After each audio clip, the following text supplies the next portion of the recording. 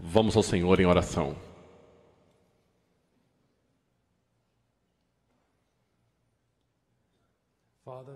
Pai, eu venho até Ti em nome do Teu Filho, Jesus Cristo.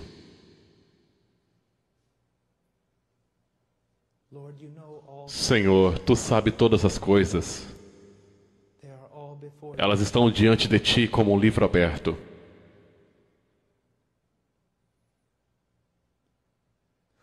Quem consegue esconder seu coração de Tua presença e de Teu olho? As obras mais espertas dos homens estão expostas à Tua frente.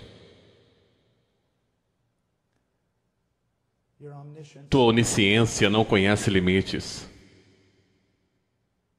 E se não fosse pela graça, eu seria de todos os homens o mais apavorado. Mas há a graça abundante e gloriosa.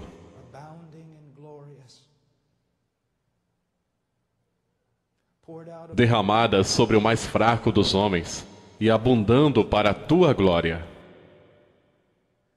Pai, eu Te louvo e Te adoro e agradeço por tudo que Tu és e tudo o que Tu tens feito. E não há ninguém como Tu, nos céus ou na terra ou debaixo da terra. Tu és Rei e não há nenhum outro. Tu és Salvador e não compartilhas esta glória com nenhum outro. Pai, nesta noite, Tu me conheces e sabes da minha grande necessidade de graça.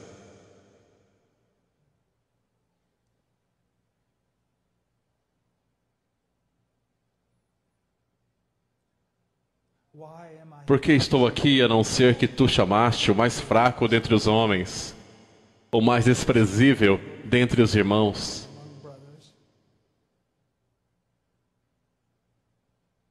E que, pela Tua graça, muitas vezes o menor ensina ao maior. E esse é sempre o meu caso. E eu Te louvo, eu Te adoro. Pai, ajuda-nos nesta noite. Para o vento com a eloquência. Para o inferno com o intelecto brilhante, Pai. Deixe que a verdade venha, que homens sejam transformados.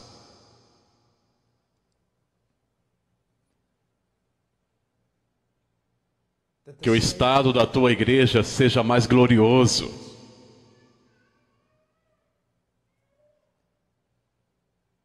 Eu oro por graça sobre graça e misericórdia sobre mim mesmo e sobre os ouvintes que estão presentes aqui. Ajude-nos, ó Deus, e nós seremos ajudados. E nos gloriaremos nesta ajuda. Em nome de Jesus. Amém. É um grande privilégio estar aqui esta noite. Um espantoso privilégio estar aqui diante de vocês. E falar de coisas como avivamento, reforma, o trabalho de Deus entre seu povo e entre os homens. Mas esta noite irei compartilhar com vocês uma acusação. Uma acusação. Mas é uma acusação de esperança. Enquanto eu estava orando sobre o que eu deveria fazer, esta série de reuniões, cheguei a uma grande conclusão, um grande fardo que foi colocado no meu coração. Precisamos de avivamento. Precisamos de um despertar. Mas não podemos simplesmente esperar que o Espírito Santo venha e limpe toda a bagunça que fizemos.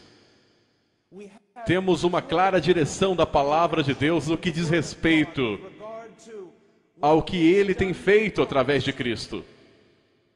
E como Ele espera que vivamos. A como Ele espera que ordenemos a sua igreja.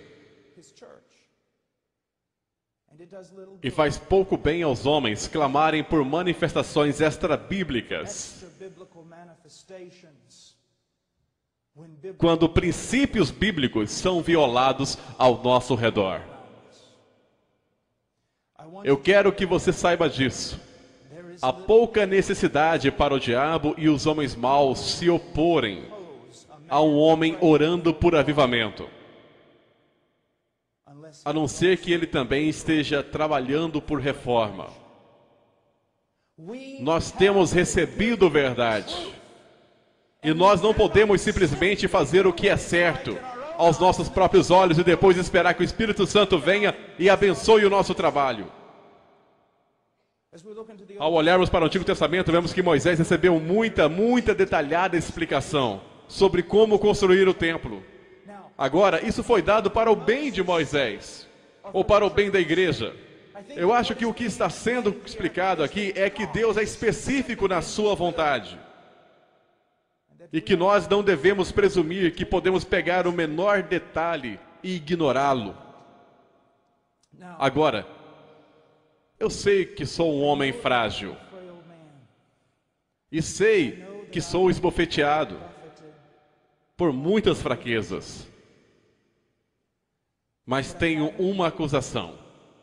E eu não posso chamar de minha acusação, porque quem sou eu para acusar alguém? E não posso chamar de acusação de Deus, pois como posso presumir sobre seu nome, Senhor? Mas eu vou dizer isso. Quando eu olho para a igreja e a comparo com as Escrituras, eu vejo que há certas coisas que têm que mudar. E eu não sou Martim Lutero, isso não são as 95 teses pregadas na porta de Wittenberg. Mas este é um fardo em meu coração e eu devo partilhá-lo. Eu devo partilhá-lo. Agora deixe-me dizer isso. O que eu vou dizer irá irar algum de vocês. Mas permitam-me adverti-los. Pode ser verdade que você será capaz de me acusar de arrogância. Pode ser verdade que você não goste de como eu irei falar. Tenho sido muitas vezes arrogante, tenho sido muitas vezes falado a verdade de forma errada. Mas não permitam que isso seja uma desculpa para vocês. A questão é, o que estou dizendo é verdade? Mesmo sendo entregue através de um mensageiro defeituoso ou não, outros se alegrarão no que vocês estão ouvindo. E vocês vão querer dizer amém e talvez levantar suas armas. Mas não façam isso porque todos nós temos uma medida de culpa. E se você estiver atingindo algum estado espiritual, então eu diria o que meu irmão disse. O que você tem que não tenha recebido? E se o recebeu, por que se orgulha como se não tivesse recebido? Não seria melhor adorar a Deus em humildade? Se você é um jovem ministro, eu não quero que você pegue estas verdades e leve de volta e ataque a sua igreja sem amor. Eu faria uma sugestão. Veja se os joelhos estão sangrando antes de começar qualquer tipo de reforma. E se você é um ministro mais velho, servindo ao Senhor por muitos anos, eu te imploro para não ser arrogante. Um rei velho e tolo pode aprender com o mais fraco de seus servos. E também peço isso, tenha a coragem de mudar tudo.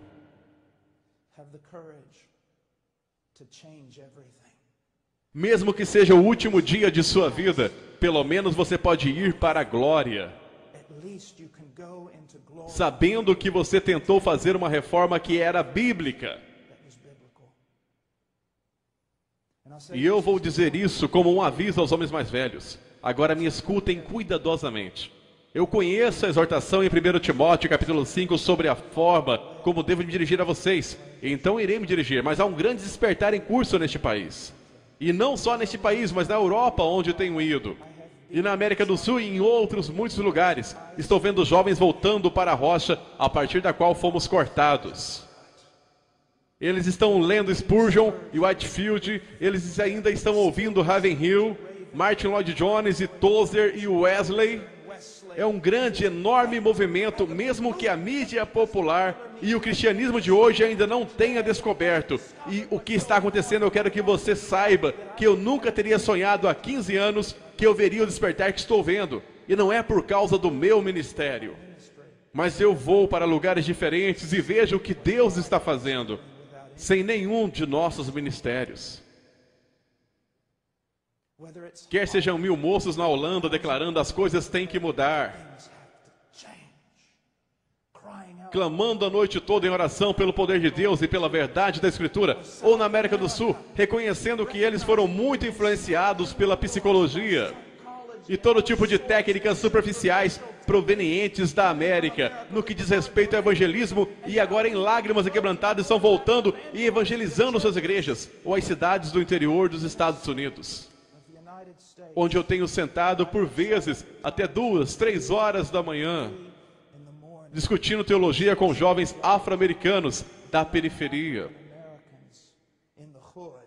a quem Deus vai levantar para pregar mais do que ninguém nunca vai ser capaz de imaginar nesse dia.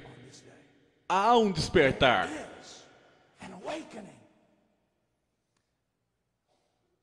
E vou dizer-lhes isso com ternura. A maioria dos homens com mais de 40 anos não tem sequer uma pista sobre isso. Muitos dos jovens que estão voltando aos velhos homens e aos velhos caminhos e a verdade que tem trazido, despertar inúmeras vezes deste mundo, a maioria desses jovens são muito jovens. E eles vão para seus pastores, e eles vão para seus dirigentes e dizem, olhe para isso, o que temos descoberto, olha o que aconteceu no país de Gales, olha o que aconteceu na África, olhe para olhe para esse ensino, é absolutamente incrível. E a maioria deles irá desprezá-lo, ou irá dizer, isso não é nada diferente do que eu tenho pregado em 25 anos. Quando na verdade é completamente diferente do que eles têm pregado há 25 anos. E portanto, temos que ter muito, muito cuidado para compreender que Deus está fazendo uma obra. E aquele que começou a boa obra irá completá-la. Muitas pessoas têm a ideia de que vão orar em um avivamento. E outras pessoas dizem, avivamento virá se você orar ou não. Eu não estou em qualquer um desses campos. Mas eu sei disso. Quando eu vejo homens e mulheres e jovens em todo o mundo orando por um despertar, para mim isso é o primeiro fruto do avivamento. E eu posso contar com o fato de que aquele que deu os primeiros frutos trará a colheita inteira. Primeiro de tudo, a primeira acusação, uma negação prática da suficiência das Escrituras. Especialmente na minha denominação, uma negação prática da suficiência das Escrituras. 2 Timóteo 3,15 em diante diz, porque desde criança você conhece as sagradas letras, que são capazes de torná-lo sábio para a salvação mediante a fé em Cristo Jesus. Toda a Escritura é inspirada por Deus e útil para o ensino, para a repreensão, para a correção e para a instrução em justiça, para que o homem de Deus seja apto e plenamente preparado para toda boa obra. Ao longo das últimas décadas, tem ocorrido uma grande batalha no que diz respeito à inspiração das Escrituras. Agora, talvez alguns de vocês não participem dessa batalha, porém, muitos de nós, de denominações liberais, certamente temos uma batalha pela Bíblia. Contudo, quando vocês, como povo, chegarem a crer que a Bíblia é inspirada, vocês terão lutado apenas metade da batalha. Porque a questão não é meramente se a Bíblia é inspirada, se ela é inerrante. A grande pergunta que segue deve ser respondida é, a Bíblia é suficiente? Ou será que temos que trazer todos os chamados estudos das ciências sociais e culturais, a fim de saber como funciona uma igreja? Essa é uma questão importante. Ciências sociais, em minha opinião, têm tomado precedência sobre a palavra de Deus de tal forma que a maioria de nós nem consegue perceber. Elas penetram de tal forma em nossa igreja, em nosso evangelismo e em nossa missiologia, que você dificilmente pode chamar o que estamos fazendo de cristão. Psicologia, antropologia, sociologia se tornaram influências primárias na igreja.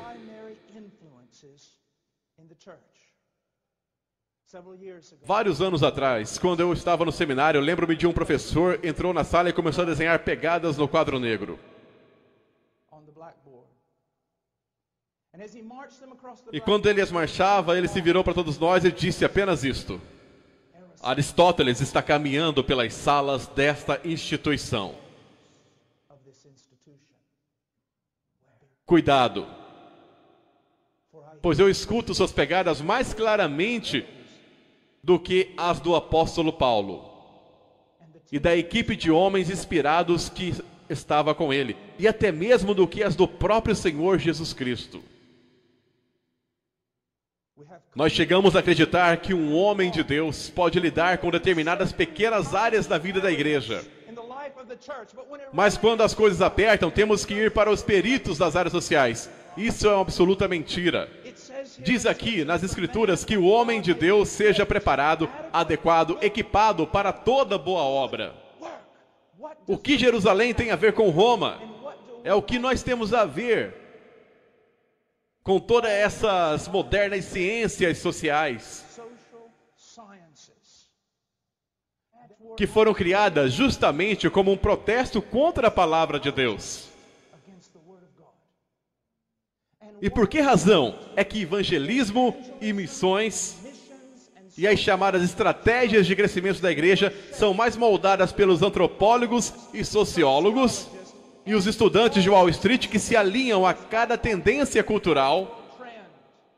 Todas as atividades em nossa igreja devem estar fundamentadas na palavra de Deus. Todas as atividades em missões devem estar fundamentadas na palavra de Deus. A nossa atividade missionária, a nossa atividade eclesiástica, tudo o que fazemos deve fluir de teólogos e exegetas.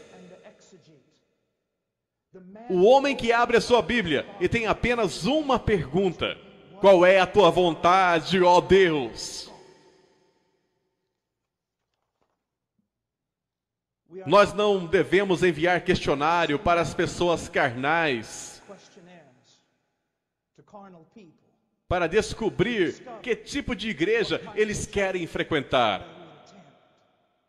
A igreja deveria ser sensível ao que busca, mas a igreja deve reconhecer que só existe apenas um homem, seu nome é Deus. E se você quiser ser amigável com alguém, se você quiser acomodar alguém, acomode ele e a glória dele. Mesmo que você seja rejeitado por todas as outras pessoas, nós não somos chamados para construir impérios. Nós não somos chamados para sermos pacíficos. Somos chamados para glorificar a Deus. E se você quer que a igreja seja algo diferente do que um povo peculiar, então você quer alguma coisa que Deus não quer. Eu quero que vocês escutem só por um momento Isaías capítulo 8. Ouçam o que ele diz. Quando vos disserem, consultai os necromantes e os adivinhos que chiureiam e murmuram. Esta é uma definição perfeita. Ou pelo menos uma ilustração das ciências sociais e os gurus das estratégias de crescimento para a igreja e todo o resto, porque a cada 2 ou 3 anos todas as suas principais teorias mudam, não apenas sobre o que é um homem ou como você o conserta, mas também o que é uma igreja e como você faz para ela crescer. E a cada 2 ou 3 anos há uma outra novidade que vem daquilo que pode se fazer da sua igreja super aos olhos do mundo. Recentemente, um dos maiores e mais conhecidos especialistas nas estratégias de crescimento da igreja disse que ele descobriu que ele estava completamente errado em toda a sua teoria. Mas em vez dele voltar às escrituras, de joelhos, quebrantado e chorando, ele sai para encontrar uma outra teoria. Eles não dão qualquer palavra certa. Diz aqui em Isaías: acaso não consultará o povo ao seu Deus? A favor dos vivos, se consultarão os mortos? Devemos nós, como homens da igreja, como pregadores, como pastores, como cristãos, ir lá fora e consultar os mortos espiritualmente, em nome de todos aqueles que o Espírito Santo vivificou? Absolutamente não. Absolutamente não. A segunda acusação: um desconhecimento de Deus. Às vezes me perguntam: irmão Paul, por favor, venha e faça uma série semanal sobre os atributos de Deus. Eu muitas vezes tenho que dizer isso. Bem, irmão, você já pensou muito bem antes de me chamar? E ele disse, o que quer dizer com isso? Bem, é bastante controverso o tema que você está colocando, que você está me dando para ensinar a igreja. Eles dizem, como assim é controverso? Estamos falando de Deus, nós somos cristãos, essa é uma igreja. Como assim é controverso? E eu disse, querido pastor, me ouça. Quando eu começar instruindo o seu povo sobre a justiça de Deus, a soberania de Deus, a ira de Deus, a supremacia de Deus, a glória de Deus, você irá ter alguns de seus melhores membros e mais antigos da igreja se levantando e dizendo alguma coisa do tipo, esse não é meu Deus, eu nunca poderia amar um Deus como este, porque eles têm um Deus que eles fizeram com sua própria mente, e eles amam o que eles fizeram. Jeremias 9, 23 ao 24. Assim diz o Senhor, não se glorie o sábio em sua sabedoria, nem o forte em sua força, nem o rico em sua riqueza. Mas quem se gloriar, glorie-se nisto, em compreender-me e conhecer-me. Salmo 50. Você pensa que eu sou como você? Mas agora eu o acusarei diretamente, sem omitir coisa alguma. Considerem isto, vocês que se esqueceram do seu Deus, caso contrário, sem que ninguém os livre. Agora, qual é o problema aqui? Há uma falta de conhecimento de Deus.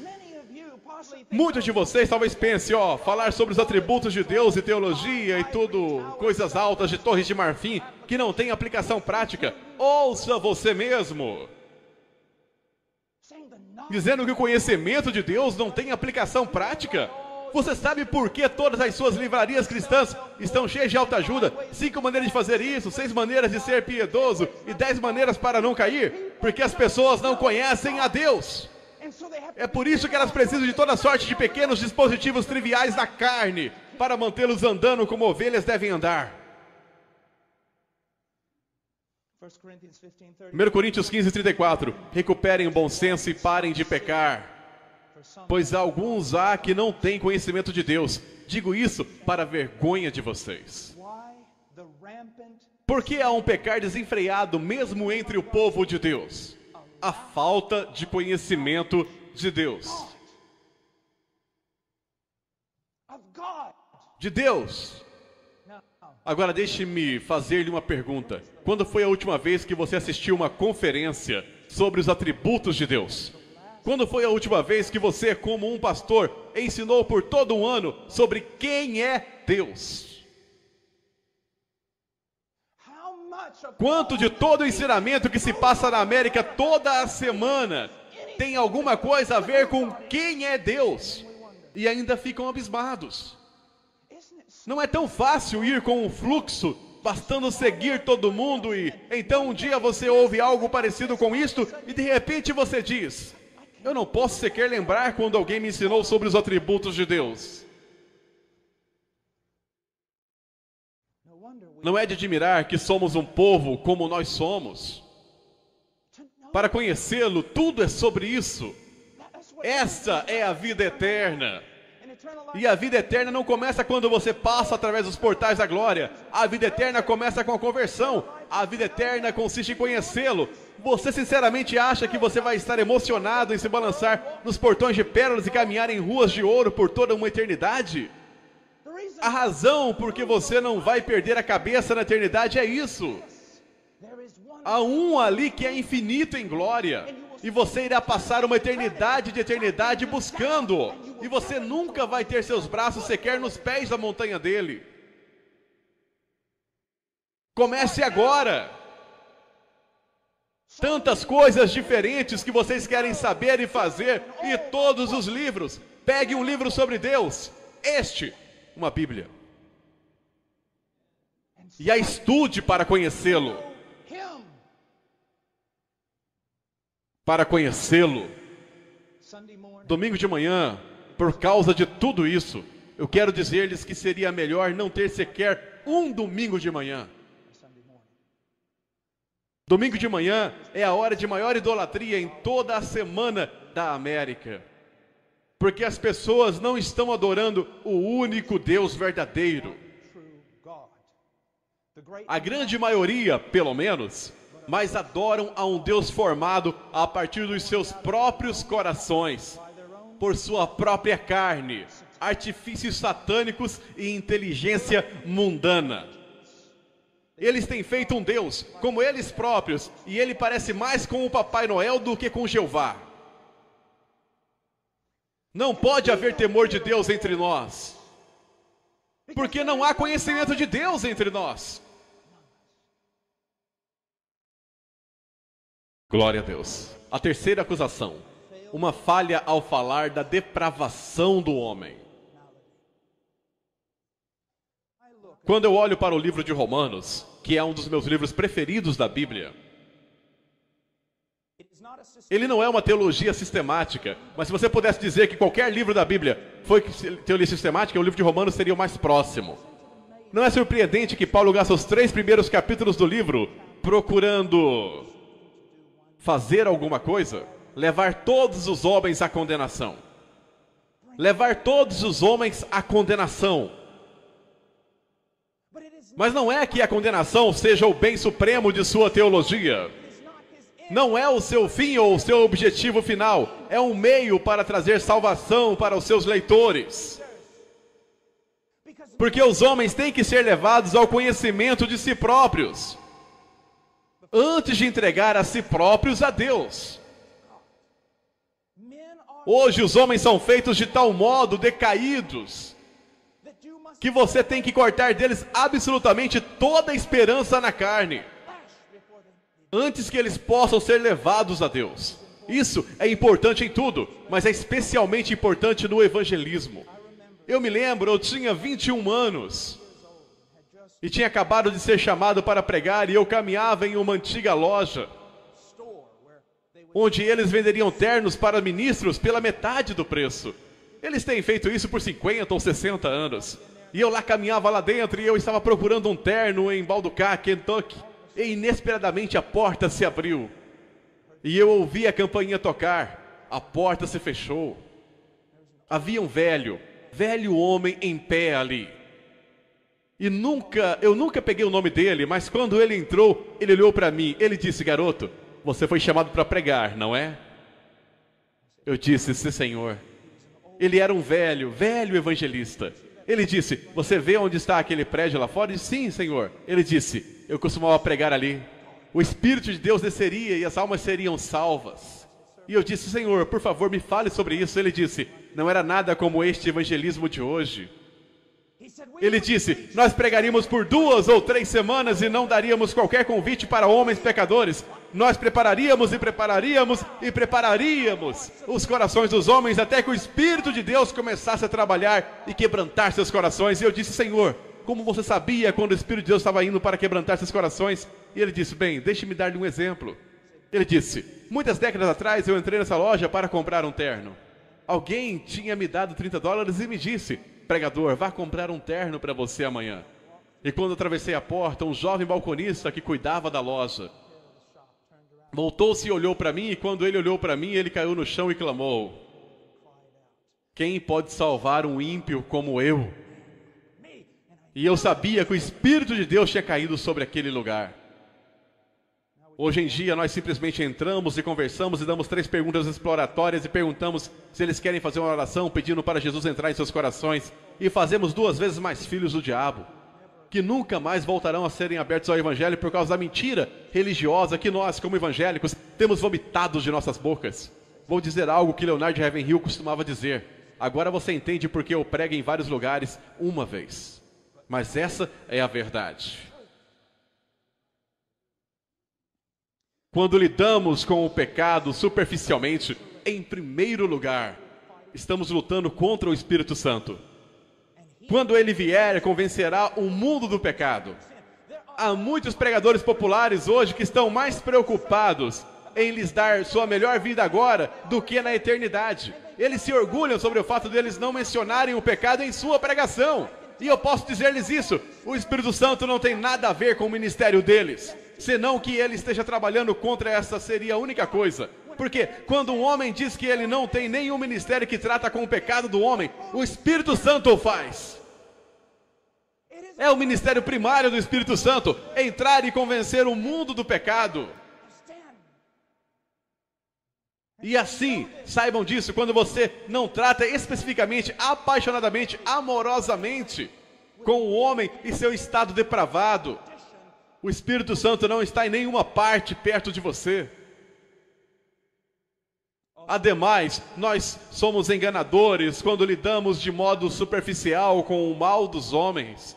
Como pastores dos dias de Jeremias, eles tratam da ferida do meu povo como se não fosse grave. Paz, paz, dizem, quando não há paz alguma.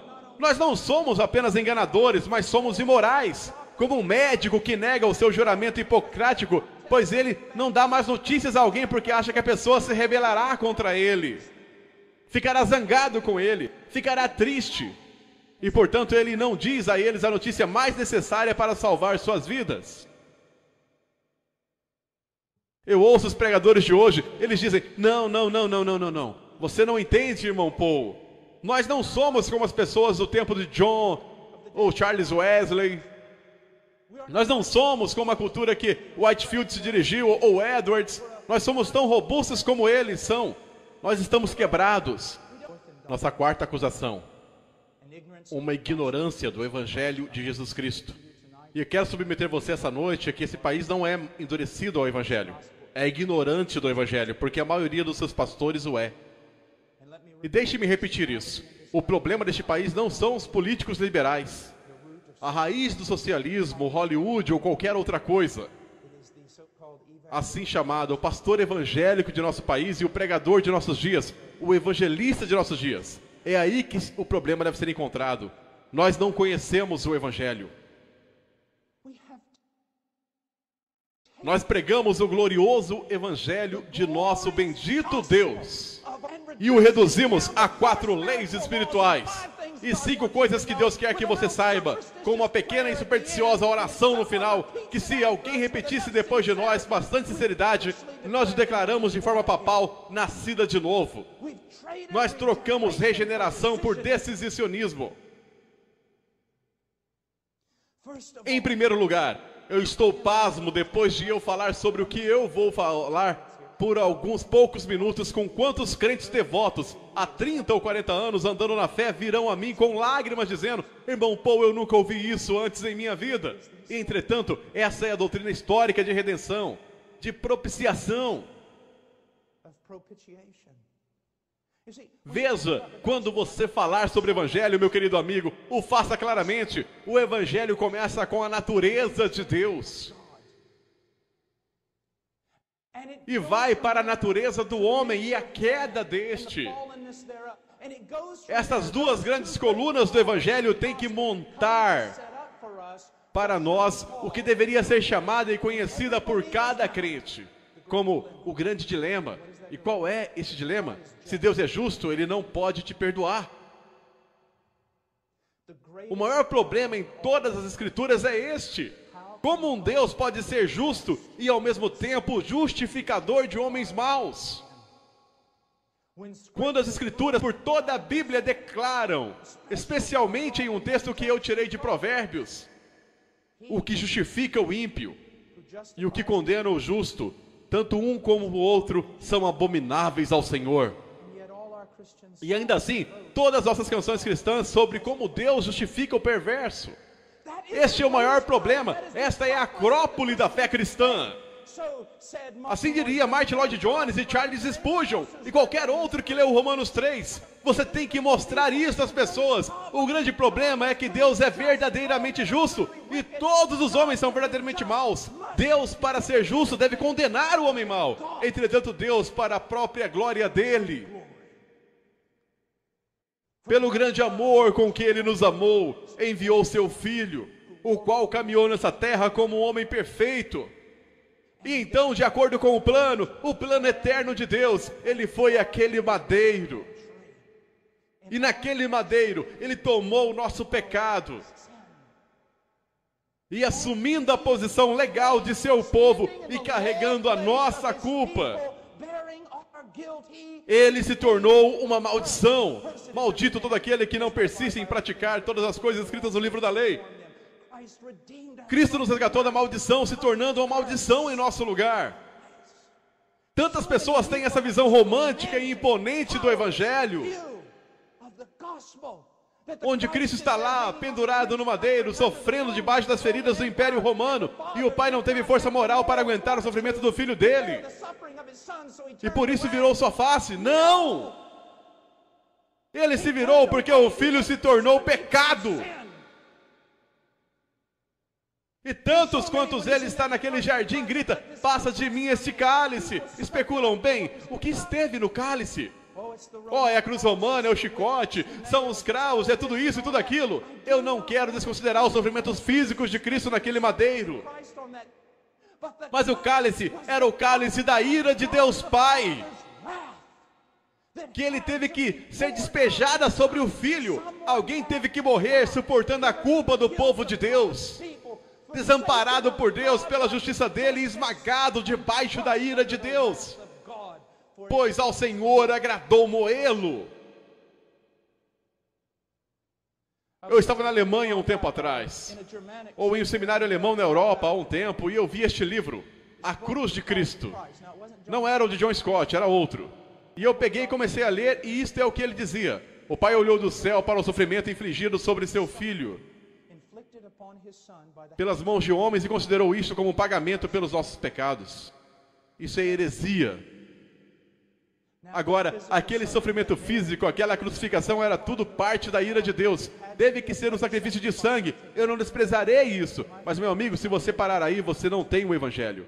E deixe-me perguntar, quando o Evangelho é pregado e compartilhado em evangelismo pessoal atualmente, você sequer ouve as coisas que há pouco, ou quase nunca.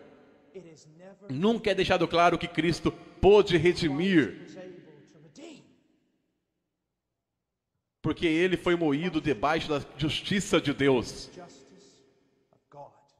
E tendo satisfeito a justiça divina com a sua morte, Deus é agora o justo e justificador de ímpios.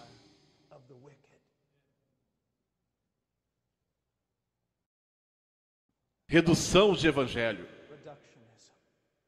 E nós ainda nos perguntamos por que não há nenhum poder nele. Nós nos perguntamos por que, o que aconteceu, e eu irei te falar, quando você deixa de lado o Evangelho, e não há mais nenhum poder em sua suposta mensagem do Evangelho, você então tem que recorrer a todos aqueles pequenos truques de mercado, que são tão proeminentes usados nos dias de hoje para converter os homens. E nós todos conhecemos a maioria deles, todos eles não funcionam. Meu querido amigo, deixe-me dizer isso. Vários anos atrás, quando eu estava me formando e tive que me tornar uma decisão de iria fazer ou não meu PhD, Deus, a fim de salvar a minha vida espiritual, me enviou para o meio das selvas do Peru, o mais longe possível de todo o mundo acadêmico que eu poderia ficar. E lá eu comecei a perceber algo. Como disse Spurgeon, maiores homens com mentes maiores que a minha se aproximaram dessa doutrina de segunda vinda, mas em vão, é uma grande e poderosa doutrina. Ele disse: eu me fixarei nisso. Buscar compreender algo sobre Jesus Cristo e Ele crucificado. Deixe-me falar isso. Eu fico tão bravo.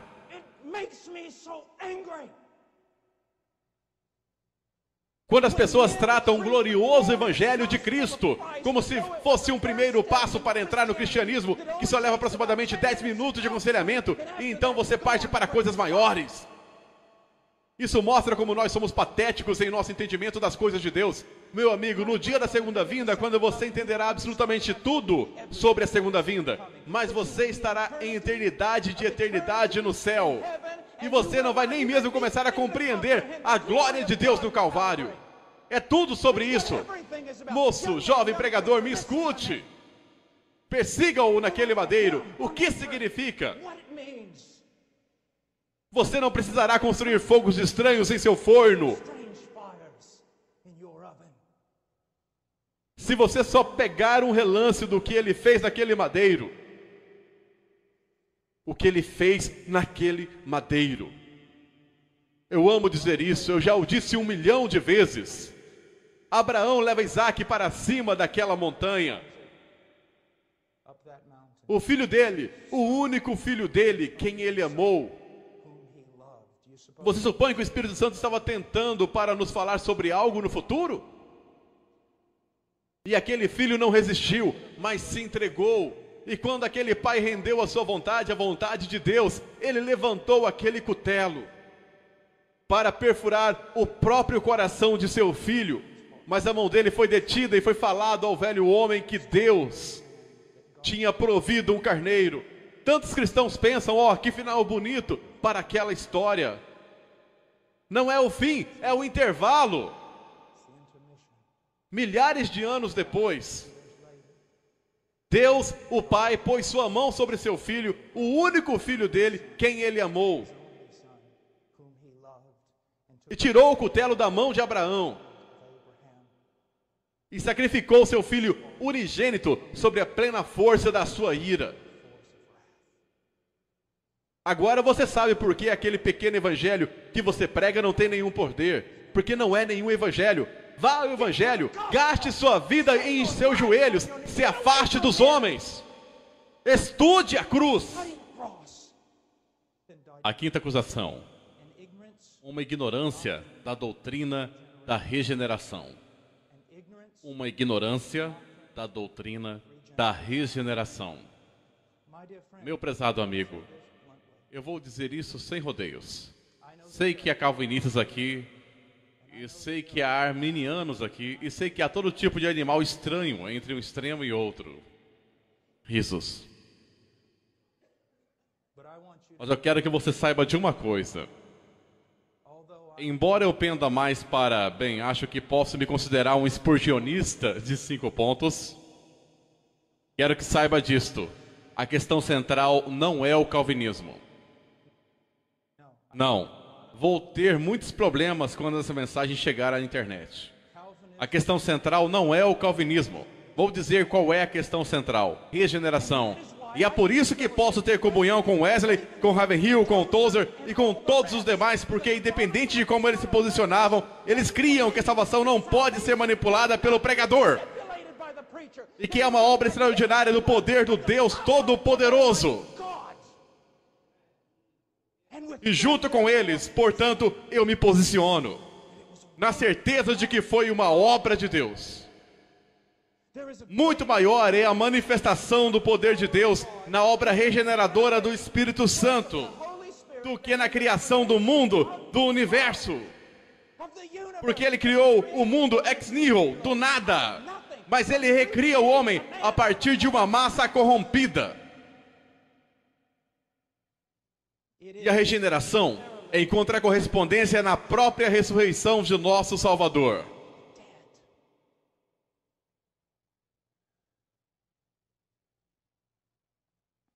Se você é um pregador, entendo que quanto à pregação haja mestres e pregadores e expositores e isso e aquilo, e todos são muito necessários para a saúde da igreja.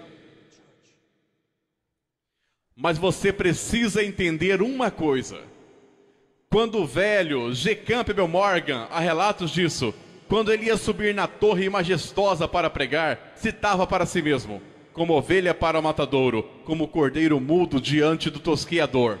Atos 8:32. Ele sabia que sem uma manifestação magnífica da obra regeneradora do Espírito Santo, tudo o que ele dissesse seria morte. É o Espírito que dá a vida. E nesse sentido, todos nós que proclamamos sua palavra, devemos proclamá-la como profetas. O que eu quero dizer com isso? Somos sempre Ezequiel diante daquele vale de ossos secos. E como eles estão secos, então saímos e o que fazemos? Profetizamos. Dissemos: ouça a palavra do Senhor. E sabemos que o sopro de Deus deve soprar nesses mortos. Caso contrário, não ressurgirão. Aí você tiver plenamente captado isso no mais íntimo do seu ser, não vai mais se entregar à manipulação que tantas vezes é feita em nome do evangelismo nesse país. Você proclamará a palavra de Deus. proclamará doutrina da regeneração. Observe os irmãos Wesley. Observe por um instante o que eles tinham, meu querido Whitefield. E o que foi que enfrentaram? Todos naquela época se consideravam cristãos, completamente cristãos. Por quê? Bem, todos tinham sido batizados na infância, e isso ingressaram à aliança. Foram confirmados, viviam como diabos. A regeneração foi assim trocada por um tipo de credulismo, que recebeu a autoridade dos líderes religiosos da época.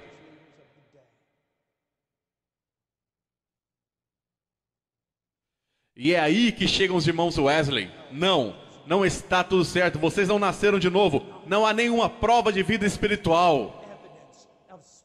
Examinem-se, provem a si mesmos para ver se estão na fé. Certifique-se de que o seu chamado e de sua eleição. Você precisa nascer de novo. Aqui nos Estados Unidos, por causa dos últimos anos e das últimas décadas de evangelismo, a ideia de ser nascido de novo foi totalmente perdida. Tudo o que significa é que uma vez numa cruzada você tomou uma decisão e acha que foi com sinceridade. Mas não há nenhuma prova de sua obra sobrenatural, de recriação do Espírito Santo em sua vida. Se alguém, não se alguns, se alguém está em Cristo, nova criatura é. E agora, o mesmo acontece hoje. O que está diante de nós hoje? Eu vou te dizer o que está. Não é, na maioria das vezes, necessariamente a questão do batismo infantil. Não é uma confirmação por uma autoridade eclesiástica da igreja alta. O que está diante de nós é a oração do pecador para aceitar Jesus. Eu estou aqui para te dizer, se há uma coisa contra a qual eu decidi declarar guerra, é essa oração. Você dirá, mas irmão Paulo, sim, da mesma forma, em minha opinião, que o batismo infantil foi o bezerro de ouro da reforma. Hoje, para os batistas e para os evangélicos conservadores e para todos, vou dizer a você que a oração do pecador enviou mais gente para o inferno do que qualquer outra coisa na face da terra. Aí você pergunta, como você pode declarar uma coisa dessas? Abra a Bíblia aqui para mim e me prove. Eu adoraria que você pudesse me levantar e mostrar onde alguém evangelizou dessa forma. As Escrituras não afirmam que Jesus Cristo veio até a nação de Israel e disse: o tempo se cumpriu, o reino está próximo. Agora quem gostaria de me convidar para entrar em seu coração? Eu estou vendo uma mão ali. Não é isso que a Bíblia diz. Jesus disse: arrependam-se e creiam no Evangelho. Ora, os homens de hoje estão confiando no fato de que pelo menos uma única vez na vida fizeram a oração do pecador e então lhe disseram que estavam salvos porque foram suficientemente sinceros. E assim na experiência de salvação deles, você pode se perguntar, você é salvo? Eles não dizem sim, porque estou confiando em Jesus. E porque há provas poderosas que me dão segurança de ter nascido de novo. Não, eles dizem, sim, uma vez em minha vida fiz uma oração. E vivem como diabos. Mas fizeram uma oração. E alguns deles, fiquei sabendo de um evangelista que estava insistindo com o homem para que fizesse a tal oração. Por fim, o homem ficou tão sem graça que o evangelista disse: bem, eu vou orar por você e se você desejar dizer a Deus, aperte a minha mão. Contemple o poder de Deus. Decisionismo, a idolatria do decisionismo. Os homens acham que vão para o céu pelo fato deles terem julgado a sinceridade de suas próprias decisões. Quando Paulo veio à igreja de Corinto, não lhe disse: olhem, vocês não estão vivendo como cristãos. Então vamos voltar àquele momento da vida em que fizeram aquela oração. Vamos ver se vocês foram sinceros. Não, ele disse: examinem-se para saber se estão na fé. Porque quero que saiba, meu amigo, que a salvação é somente pela fé. É obra de Deus, é graça sobre graça sobre graça. Mas a prova da conversão não é apenas o seu exame de sua sinceridade no momento de sua conversão. É o fruto contínuo em sua vida. É o fruto contínuo em sua vida. Ah, meu querido amigo, veja em que situação nos metemos. Uma árvore não é conhecida por seus frutos. O que lhe parece? 60%, 70% dos americanos pensam que são convertidos, nascidos de novo. Nós matamos quantos milhares de bebês por dia? Somos odiados em todo o mundo por nossa imoralidade. No entanto, somos cristãos? E sem rodeios, eu deposito isso, a culpa aos pés do pregador.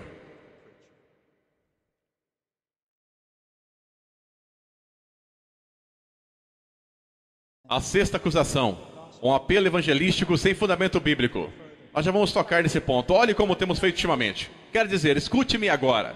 Tenho visto isso por todos os lados.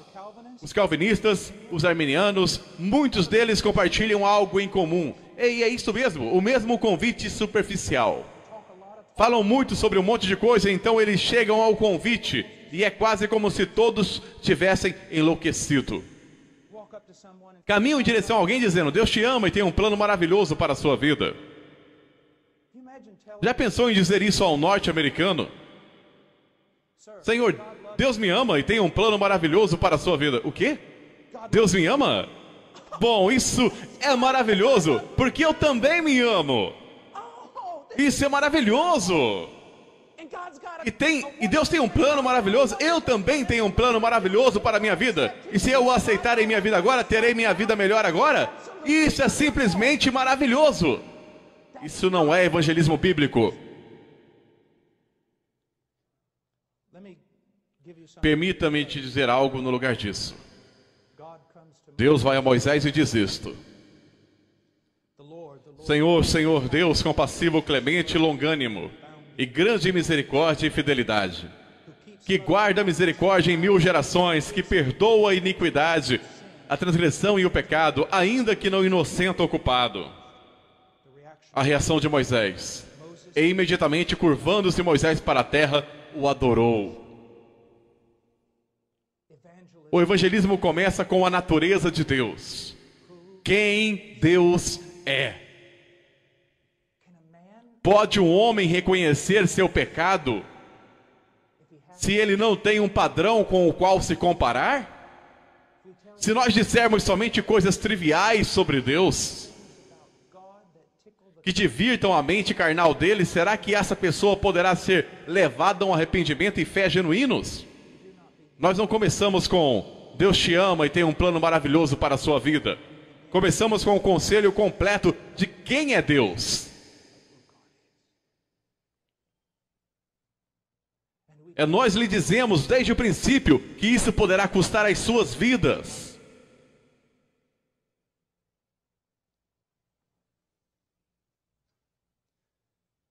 Depois disso, temos algumas perguntas exploratórias. Ei, você sabe o que é um pecador, não? Há alguns anos, minha mãe morreu de câncer. E como se o doutor entrasse e disse, ei, Barbie, você sabe que tem câncer, não é? Nós tratamos o pecado tão superficialmente, sem agravos, nada solene. Senhor, há uma terrível podridão em você e um juízo está vindo. Porque se só dissermos a um homem, Senhor, você sabe o que é um pecador? Vão e perguntem ao diabo se ele sabe o que é um pecador. Bom, sim, eu sou, e muito bom nisso. Ou muito mal, dependendo do que você vê. Mas sim, eu sei que sou pecador. A pergunta não é, você sabe que é pecador? A pergunta é, o Espírito Santo está operando através da pregação do Evangelho de tal maneira em seu coração que uma mudança está sendo feita, de maneira que o pecado que uma vez você amava, agora você odeia, e o pecado que uma vez você desejava abraçar, agora você foge dele, como se estivesse fugindo de um dragão? E depois a pergunta, você quer ir para o céu? Esta é a questão pela qual eu não permitiria que meus filhos fossem a 98% das escolas dominicais e aos acampamentos bíblicos de verão em igrejas evangélicas. Porque alguma pessoa bem intencionada se levantará e dirá, Jesus não é maravilhoso? Depois de ter mostrado o filme de Jesus, sim. Quantos de vocês, pequenas crianças, amam Jesus? Oh, eu. Quem quer aceitar Jesus no seu coraçãozinho? Oh, eu. E depois eles são batizados. E eles caminham um pouco porque eles foram criados em uma cultura cristã. Ou algum tipo de cultura igreja. E então, quando eles completam 15, 16 anos e quando eles têm a força de vontade, eles começam a quebrar os laços. Eles começam a viver em perversidade. Então nós vamos atrás deles dizendo, Vocês são cristãos, vocês só não estão. Parem de se desviar. Ao invés de ir a eles biblicamente e dizer isto, você fez uma profissão de fé em Cristo. Ou professou até no batismo. Mas agora parece que você se afastou dele. Examine-se, prove-se. Há pouca evidência de uma conversão verdadeira em você. E então, quando eles têm 24, 25 anos, depois da universidade, talvez 30, eles voltam à igreja e eles dedicam suas vidas e se unem ao grupo com essa moralidade pseudo-cristã que caracteriza os igrejeiros da América. E ao final eles escutam isso. Nunca vos conheci, apartai-vos de mim os que praticais a iniquidade. Você diz, irmão Paul, você está tão nervoso, não tem o direito de estar? Alguém deve estar clamando por avivamento. Mas nós temos nossas fundações eretas. Que avivamento viesse, endireitasse nossas fundações. Mas não deveríamos, enquanto temos os olhos e ouvidos abertos e temos a palavra na nossa frente, corrigir essas coisas. Você gostaria de ir para o céu? Meus queridos amigos, todos querem ir para o céu, eles só não querem que Deus esteja lá quando chegarem. A pergunta não é se você quer ir ao céu, a pergunta é, você quer a Deus? Você tem deixado de ser um inimigo de Deus? Cristo tem se tornado precioso para você, você o deseja. É disso que se trata. A teoria política, meus queridos amigos, todos desejam ir para o céu. Mas os homens são inimigos de Deus. Então a pergunta não é se você quer ir a um lugar especial aonde não sofrerá. A pergunta é, você o quer? Cristo se tornou precioso para você?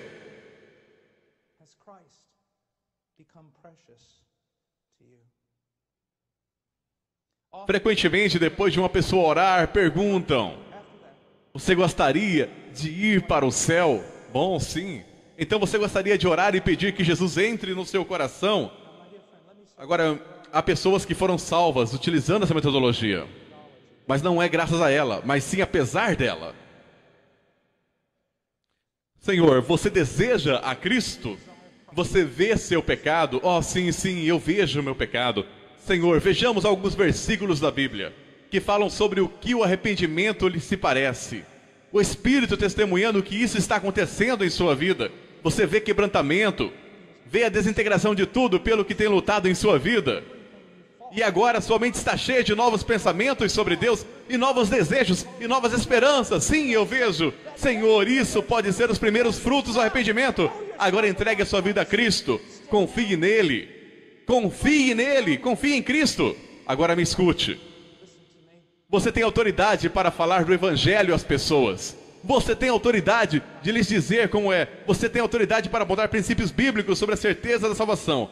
Você não tem autoridade para lhe dizer que são salvos. Esta é uma obra do Espírito Santo de Deus. Mas quando você os conduzem por aquela oração, você convidou Jesus para entrar no seu coração? Sim. Você foi sincero? Sim. Você acha que ele te salvou? Não sei. Claro que ele salvou, porque você foi sincero. Ele prometeu que se você o convidasse, ele entraria. Logo você está salvo. E ele sai da igreja depois de 5 minutos de aconselhamento, e o evangelista vai comer no restaurante e a pessoa está perdida.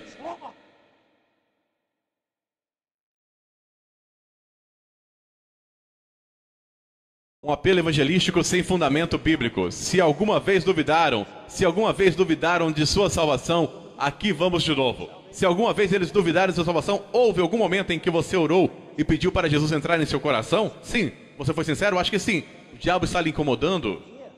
E se eles vivem sem crescimento, mesmo no contexto de uma igreja sem crescimento, em carnalidade contínua, sem problema, nós colocamos a culpa na falta de discipulado pessoal e resolvemos a doutrina do cristão carnal. A doutrina do cristão carnal tem destruído mais vidas e enviado mais gente ao inferno. Os cristãos lutam contra o pecado? Sim. Pode um cristão cair em pecado? Absolutamente. Pode um cristão viver em pecado contínuo de carnalidade?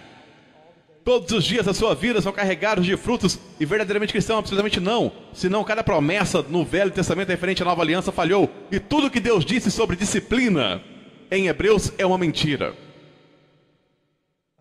Uma árvore é conhecida por seus frutos. Quando trabalhamos com homens sobre conversão, tenho visto pregadores que entendem muito sobre as coisas de Deus. Mas quando eles descem, mesmo depois de uma apresentação exemplar do Evangelho, eles entram novamente nessa metodologia.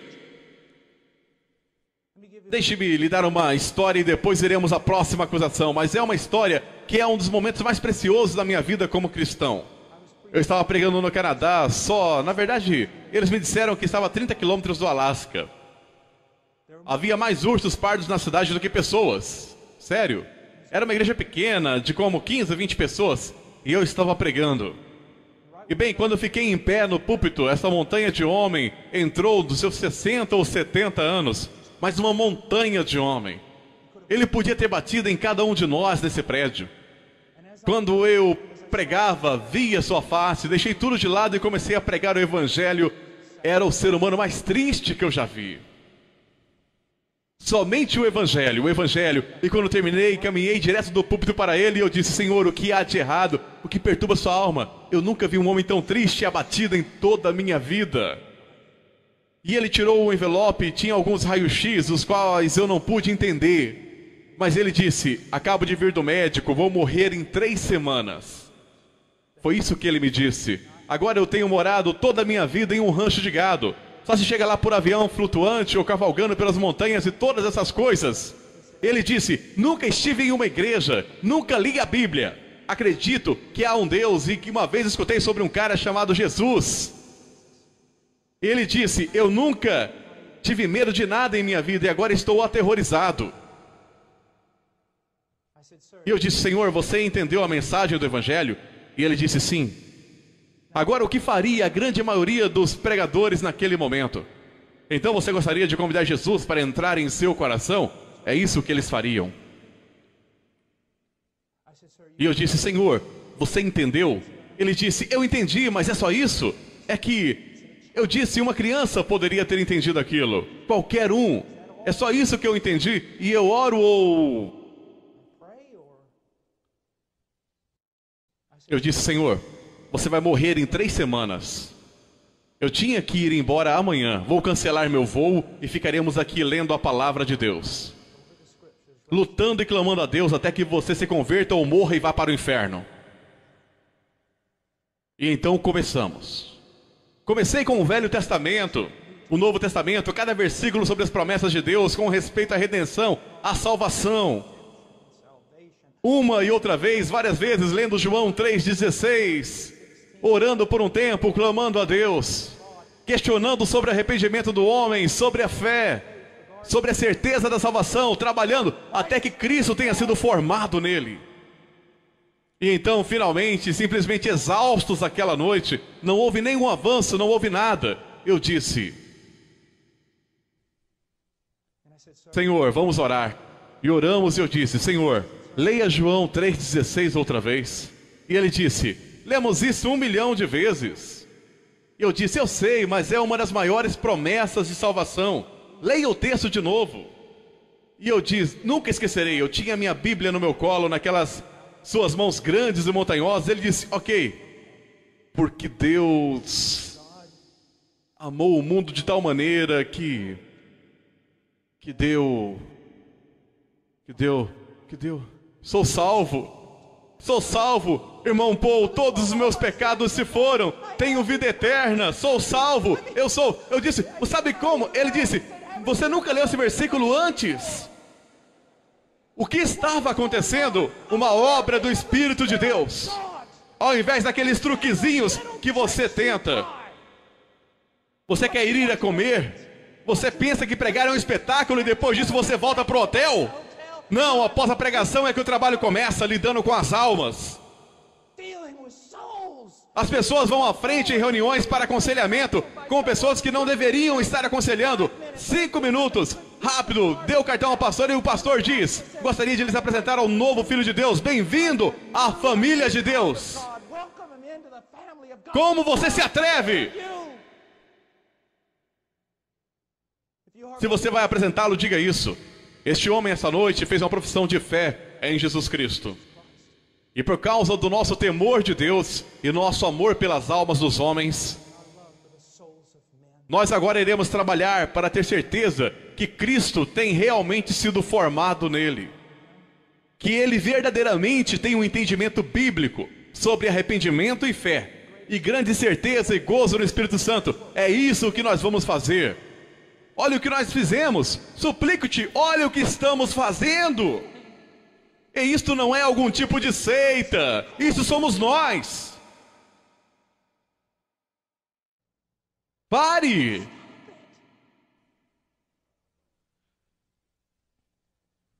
Pare.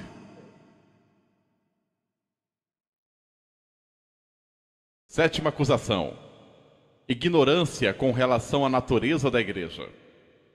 Deus tem apenas uma instituição religiosa: é a igreja. É a igreja. E o nosso objetivo e resultado final do avivamento será o plantio de igrejas bíblicas. Eu tenho um grande medo de que a igreja local hoje seja desprezada. Diga a alguém que você é um pregador itinerante, que você tem um ministério mundial e todos se curvarão. Diga a alguém que você é um pastor de grupo de 30 e farão com que você se sente no fundo durante a conferência. Ele não é o príncipe dos pregadores itinerantes, ele é o príncipe dos pastores. Muitos anos atrás, Bill Clinton tinha um slogan durante a eleição: é economia, estúpido. Meu pastor, Jeff Noblet, um dos presbíteros em nossa igreja, o principal pastor e pregador, me disse um dia: você sabe, eu gostaria de ter um monte de camisetas dessas. Que elas diriam, irmão Jeff? É a igreja, estúpido. Jesus deu sua vida pela igreja, uma linda virgem, a igreja primitiva.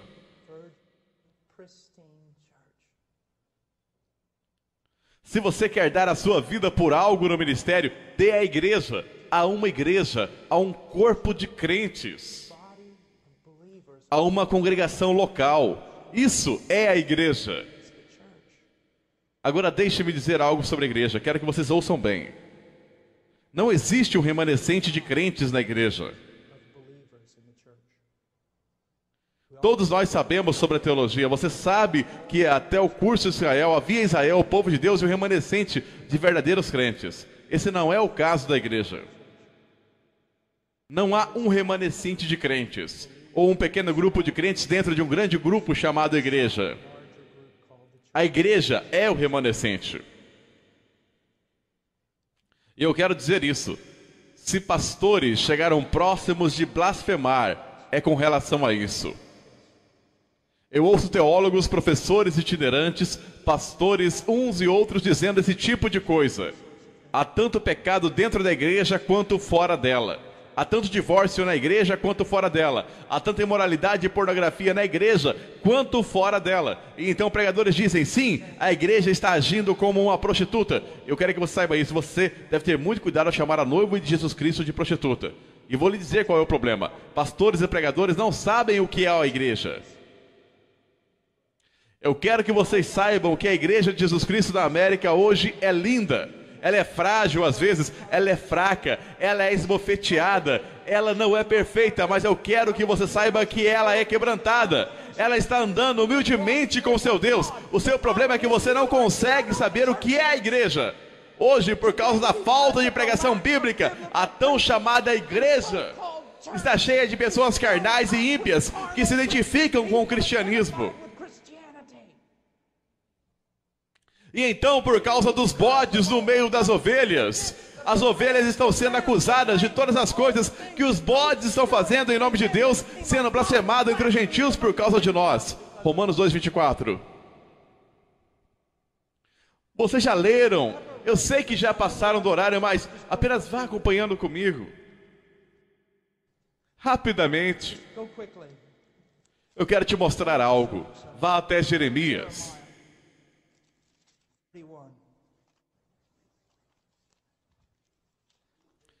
Jeremias 31. 31, Jeremias. Eis que os dias vêm, diz o Senhor, em que farei uma nova aliança com a casa de Israel e com a casa de Judá. Agora eu não quero tirar nada do povo chamado Israel. Mas esse texto também é aplicado à igreja, entenda isso. Eu não quero entrar em batalhas na escatologia, mas na Bíblia, no Novo Testamento, no livro de Hebreus, é aplicado ao povo de Deus. não conforme a aliança que fiz com seus pais no dia em que os tomei pela mão para os tirar da terra do Egito. Eu ouço pregadores dizendo todo o tempo: bem, quando você olhar para trás, vê Israel, você vê um monte de ímpios e idólatras, e no meio deles havia um pequeno remanescente de verdadeiros crentes. Isso é verdade, mas não aplique isso à igreja do Novo Testamento. Porque ele diz: eu irei fazer algo diferente, não como a aliança que eu fiz com os pais deles, no dia em que eu os tirei da minha mão da terra do Egito. Minha aliança, embora eu tenha sido um marido para eles, mas esta é a aliança que farei com a casa de Israel depois desses dias, declara o Senhor. Eu colocarei a minha lei dentro deles. Ele não apenas lhe deu, se você é convertido, ele não apenas lhe deu uma lei numa tábua de pedra. Ele tem sobrenaturalmente, através da doutrina da regeneração, escrito estas leis no seu coração. É porque ele fez isso, eu serei seu Deus e eles serão meus povo. E veja o que diz: não ensinarás cada um ao seu próximo, nem cada um ao seu irmão, dizendo: conhece o Senhor, porque todos me conhecerão, desde o menor até o maior deles, diz o Senhor. Pois perdoarei as suas iniquidades e dos seus pecados jamais me lembrarei. Novamente, a doutrina da regeneração. Deus está fazendo algo novo nesses últimos 2000 anos. Nós não temos muitas igrejas na América. Temos um monte de prédios de tijolo realmente bonitos, com gramados finamente podados.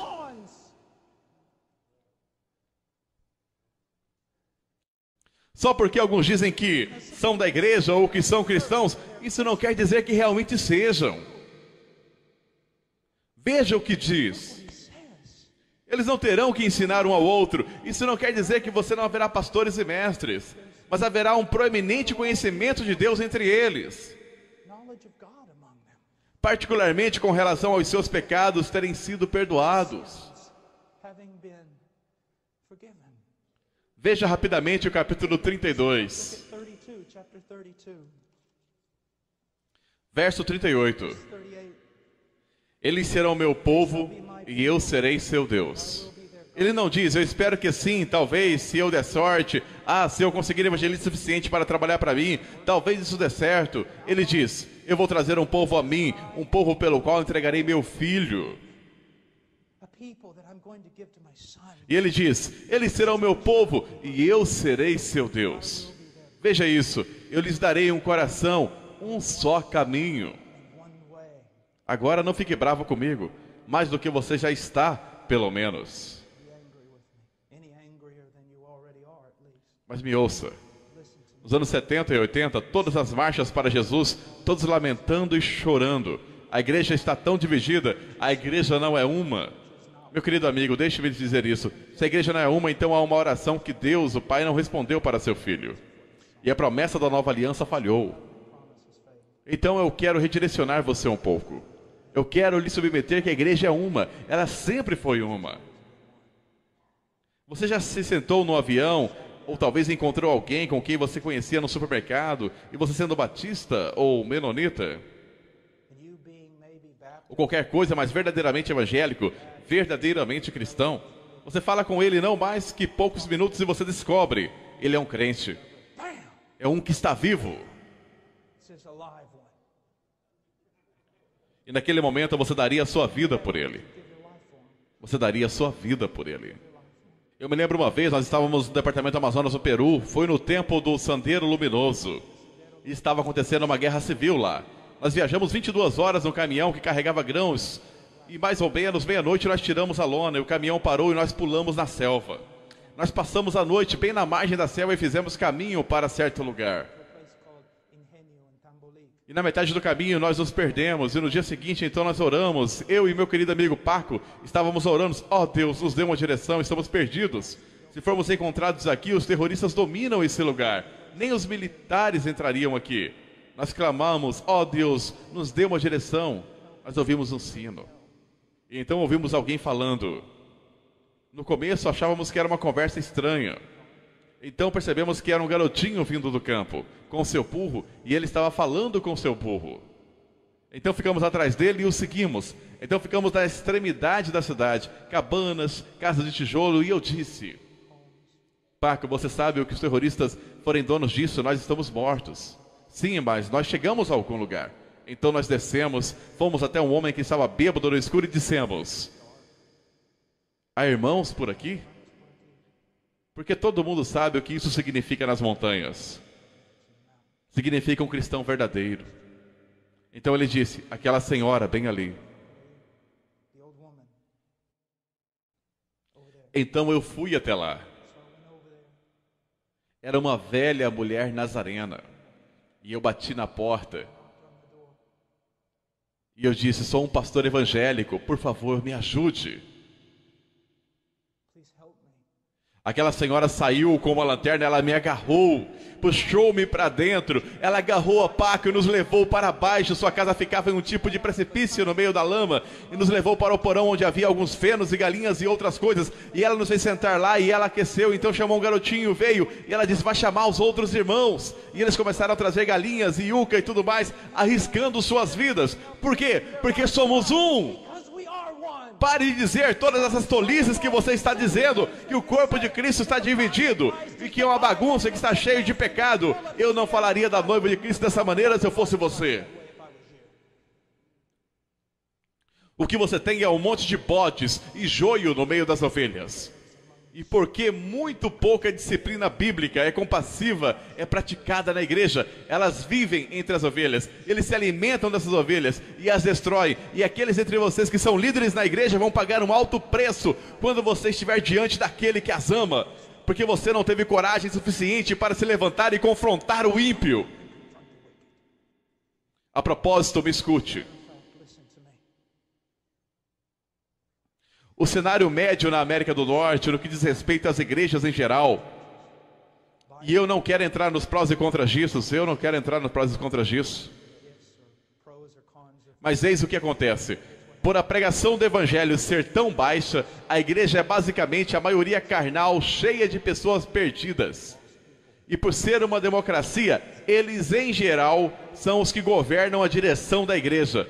E por o pastor não querer perder o grande número de pessoas, e por ele ter ideias erradas quanto ao evangelismo e a verdadeira conversão, ele atende aos ímpios em sua igreja, e seu pequeno grupo de verdadeiras ovelhas que pertencem a Jesus Cristo está sentado no meio de todo o teatro, no meio de todo o mundanismo, no meio de todo o entretenimento que está acontecendo. Nós queremos apenas adorar Jesus e queremos apenas que alguém nos ensine a Bíblia, e pastores vão pagar por isso. Isso é verdade. Isso é verdade. Você está dizendo, você está nervoso. Meus queridos amigos, vocês sabem o quanto me custa dizer isso? Isso é verdade.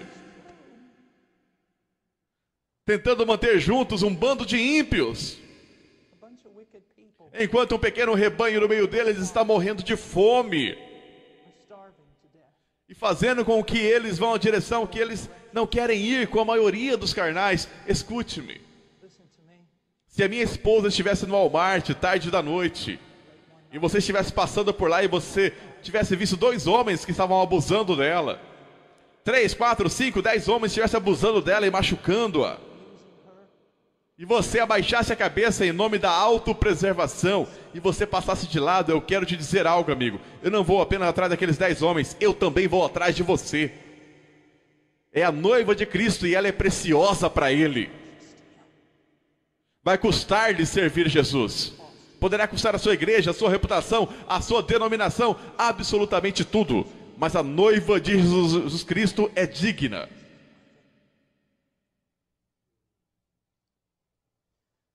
Veja o que diz, eu amo isso. Veja 39, e lhes darei um mesmo coração e um só caminho. E o que é esse caminho? É Cristo e é santidade. Todo verdadeiro crente que eu já encontrei falou muito de Cristo e tinha um desejo de ser mais santos do que já eram, mais conformados a Cristo. Veja, e lhes darei o mesmo coração e um só caminho, para que temam todos os dias, para o seu bem e o bem de seus filhos depois deles. Que grande texto é esse! Mas vamos agora. E farei com eles uma aliança eterna, de não me desviar, de fazer-lhes o bem. Agora, nós apenas lemos isso e muitas pessoas que são ímpias, que são perdidas, apenas vão à igreja no domingo, elas ouvem este verso e dizem, sim, Deus fez uma aliança eterna comigo, Ele nunca se apartará de mim, nunca, nunca, e estou seguro por causa da graça de Deus. Mas eles falham em ler a segunda parte. E veja o que diz: e farei com eles uma aliança eterna de que não se desviar de fazer-lhes o bem. E porei o meu temor nos seus corações, para que nunca se apartem de mim. Evidência de que Deus fez uma aliança eterna com você, Senhor, é que Ele colocou o temor de Deus em você, para que você não se aparte dEle. Se você se apartar dEle e Ele não te disciplinar, e você continuar se apartando dEle, esta é uma evidência que Ele não colocou o temor dEle em você. Você não foi regenerado, então você não tem aliança com Deus alguma. Isso é a verdade. A oitava acusação, e vamos nos apressar nisso. Sei que isso é um mal entendido hoje, então vou defini-la. Uma falta de amorosa e misericordiosa disciplina eclesiástica. A maioria dos pastores evangélicos atualmente na América devem pegar Mateus 18 e arrancá-los das suas Bíblias. Você não pode fazer isso. Senhor, você tem que ficar com tudo. Muitos pastores, sua teologia fica para trás quando eles saem de seu escritório, do seu local de estudo. Eles são teológicos nas conversas, são teológicos nos seus escritórios, mas quando saem, eles administram a igreja por métodos carnais. E eu não sou um ancião na minha igreja e não estou lá há muito tempo, então posso dizer isso sem me gabar. Ela pratica disciplina eclesiástica. É uma igreja bem grande, cerca de 1000 pessoas. E eles estimaram ter salvo 30 casamentos nos últimos anos. Através de amorosa e compassiva disciplina eclesiástica, que não começa com excomunhão. Começa com vós que sois espirituais. Nós dizemos, eu sou tão amoroso, nós não podemos praticar disciplina, somos amorosos. Você é mais amoroso do que Jesus? Ele é quem ordenou isso. Sim, mas vai causar tantos problemas? Sim, vai. Talvez seja por isso que há muitos problemas entre a igreja e a cultura hoje. Porque não estamos confrontando a cultura.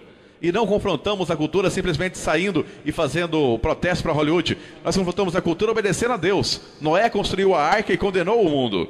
Você não precisa ter a faixa de protesto, só ande em obediência e o mundo irá te odiar. Meu querido amigo, ora, se teu irmão pecar contra ti, vai e repreende-o. Entre ti e ele, se te ouvirtes, ganhaste a teu irmão. Que coisa maravilhosa. Mas se não te ouvir, leva ainda consigo 1 ou 2, para que pela boca de 2 ou 3 testemunhas, toda palavra seja confirmada. Não que esses caras estejam do seu lado, eles não vão ouvir e julgar. Talvez teu irmão não esteja em pecado, talvez você seja crítico demais e legalista. Ouça, e se não os escutar, diz eu à igreja, e se também não escutar a igreja, considera-o como um gentil e publicano. Meu querido amigo, eu creio que precisamos ouvir isso. Podemos começar obedecendo a Deus e nos disciplinando. Ou podemos deixar que Deus o faça por nós. E talvez a hora venha e é chegada em que isso vai acontecer.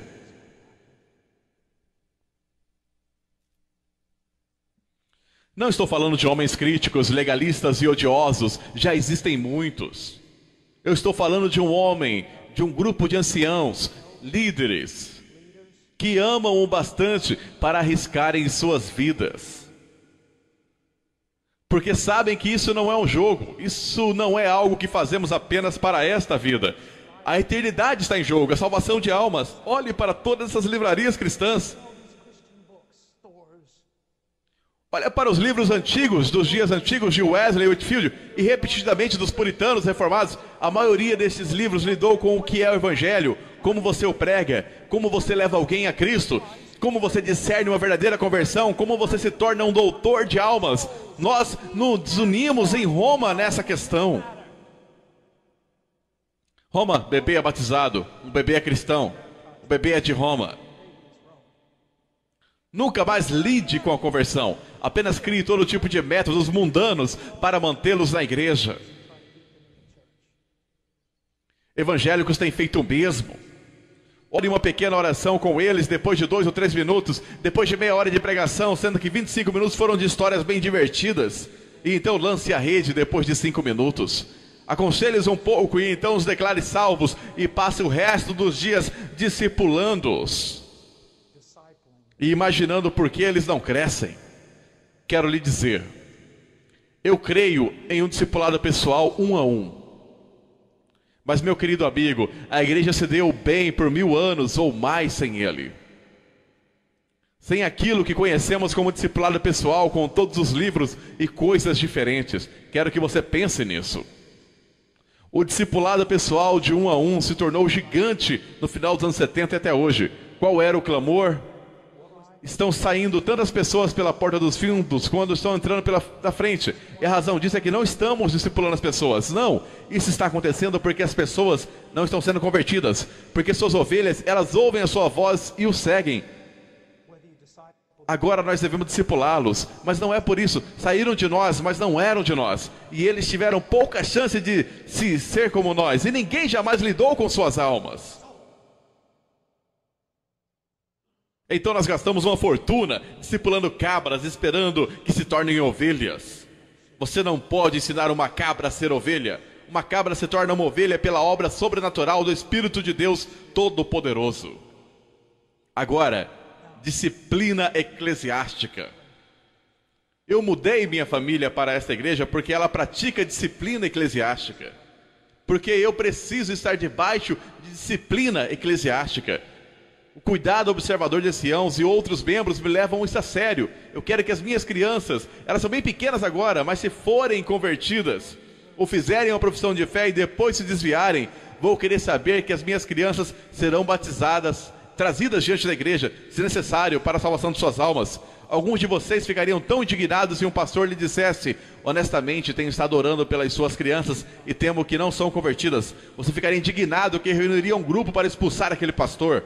Em vez de perceber: oh, louvado seja Deus, temos um homem de Deus aqui. 9ª acusação: um silêncio acerca da santificação. A falta de ensino sério sobre santidade. Meu caro amigo, com o ensino genérico sobre santidade, todo mundo concorda. Vamos ser santos, nós precisamos ser mais santos. Vamos ter uma conferência sobre santidade, mas quando você é específico sobre o que isso significa, é aí que tudo fica tumultuado. Busque paz com todos os homens, o escritor de Hebreus nos diz, e santificação sem a qual ninguém verá o Senhor. Alguém acredita nisso?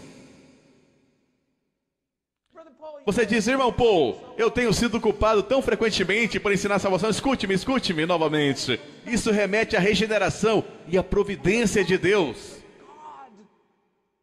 Se Deus verdadeiramente converte um homem, Ele vai continuar trabalhando nesse homem, através do ensino, bênção, advertência e disciplina. Ele vai certificar-se de que o trabalho que Ele começou será completo.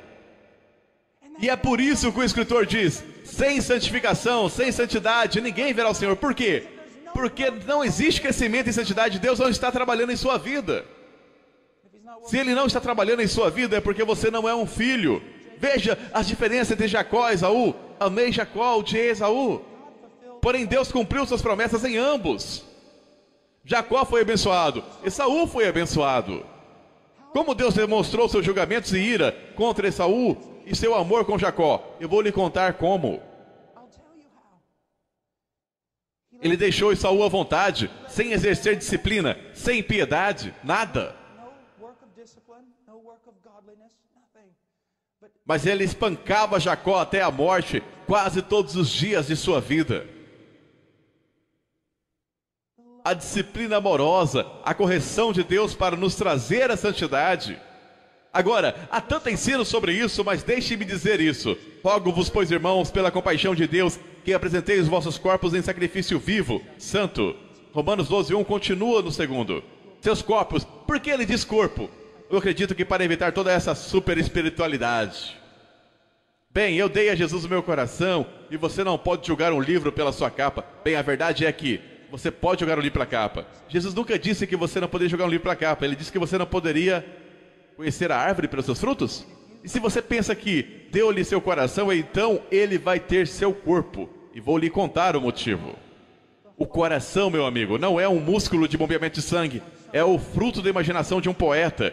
ele refere-se à sua verdadeira essência, ou centro do seu ser. Não me diga que Jesus tem a sua real essência e o centro do seu ser, e isso não afeta o seu corpo. Isso não vai acontecer. E então o que nós fazemos? Nós vamos às Escrituras, o quê? Legalisticamente não, extraindo inferências não, apenas baseando-se nos mandamentos das Escrituras, sobre o quê? Eu não concordo com tudo que os puritanos disseram, mas eu amo os puritanos, e uma das razões por que eu os amo é que acredito que eles honestamente tentaram colocar tudo nas suas vidas abaixo do senhorio de Jesus Cristo. Suas mentes. Porque eles terem escrito 800 páginas de livros sobre o que eu devo pensar de acordo com as Escrituras. O que não deve entrar na minha mente de acordo com as Escrituras. O que eu devo fazer com meus olhos. O que deve entrar por esses ouvidos. O que não deve entrar nesses ouvidos. Como a língua deve ser dirigida? Qual deve ser a direção da minha vida? Sim, eu vou te assustar até a morte. Como eu devo me vestir? Agora eu tenho que ser cuidadoso aqui. Eu não quero criar inferências. Meu querido amigo, minha esposa diz assim: se as roupas não são uma moldura para o seu rosto, pelo qual a glória de Cristo é manifestada, então é de Deus. Mas se suas roupas são uma moldura para seu corpo, é sensual e Deus odeia. Disse o bastante? Agora, eu posso falar tudo sobre santidade. A santidade não é apenas uma expressão exterior, mas nós nos tornamos um povo que usa a obra do interior do Espírito Santo como uma desculpa para dizer que nada vai acontecer pro lado de fora. E isso não é verdade. Alguns jovens dentre vocês clamam, provavelmente mais do que eu, para que o Espírito de Deus preencha-os e trabalhe em vocês. Mas é necessário apenas meia hora de televisão para entristecê-lo de tal forma que ele estará a quilômetro de vocês. 99% pura, 1% esgoto, eu não bebo. Uma vez eu estava tendo lutas e Leonard Ravenhill estava conversando com um querido amigo meu que estava dizendo: irmão Leonard, um rapaz, o irmão Paul, ele está realmente tendo lutas. E ele mandou um folheto e eu ainda tenho aquele folheto. Eu nunca vou me desfazer daquilo. Ele dizia: outros podem, você não.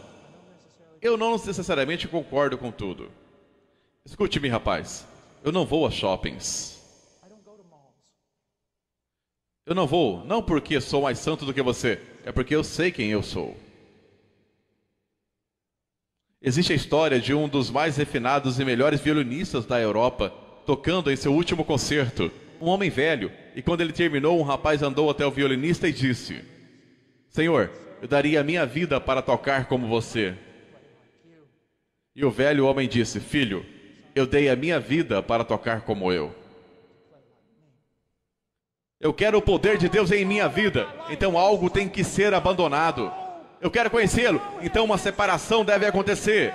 Deixe-me dizer uma coisa, jovem, todo mundo está andando por aí, todos os seus pequenos retiros e encontros grupais e cantando cubaná e tudo mais. Talvez você tenha que ficar sozinho no deserto com Deus e jejuar por 7 dias de joelho e estudando o livro de Salmos. Apenas ficando a sós com Deus, pertencendo a Ele.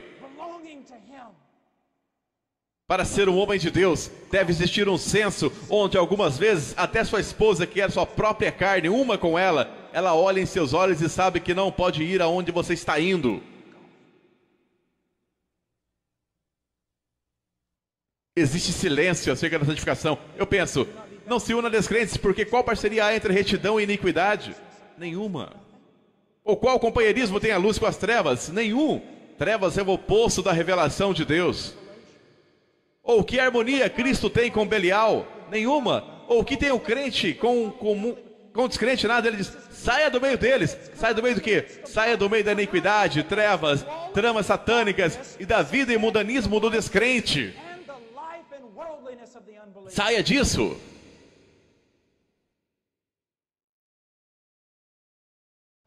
Eu tenho uma 10ª acusação e esta é muito importante para mim. Sendo um homem mais velho, com uma família jovem,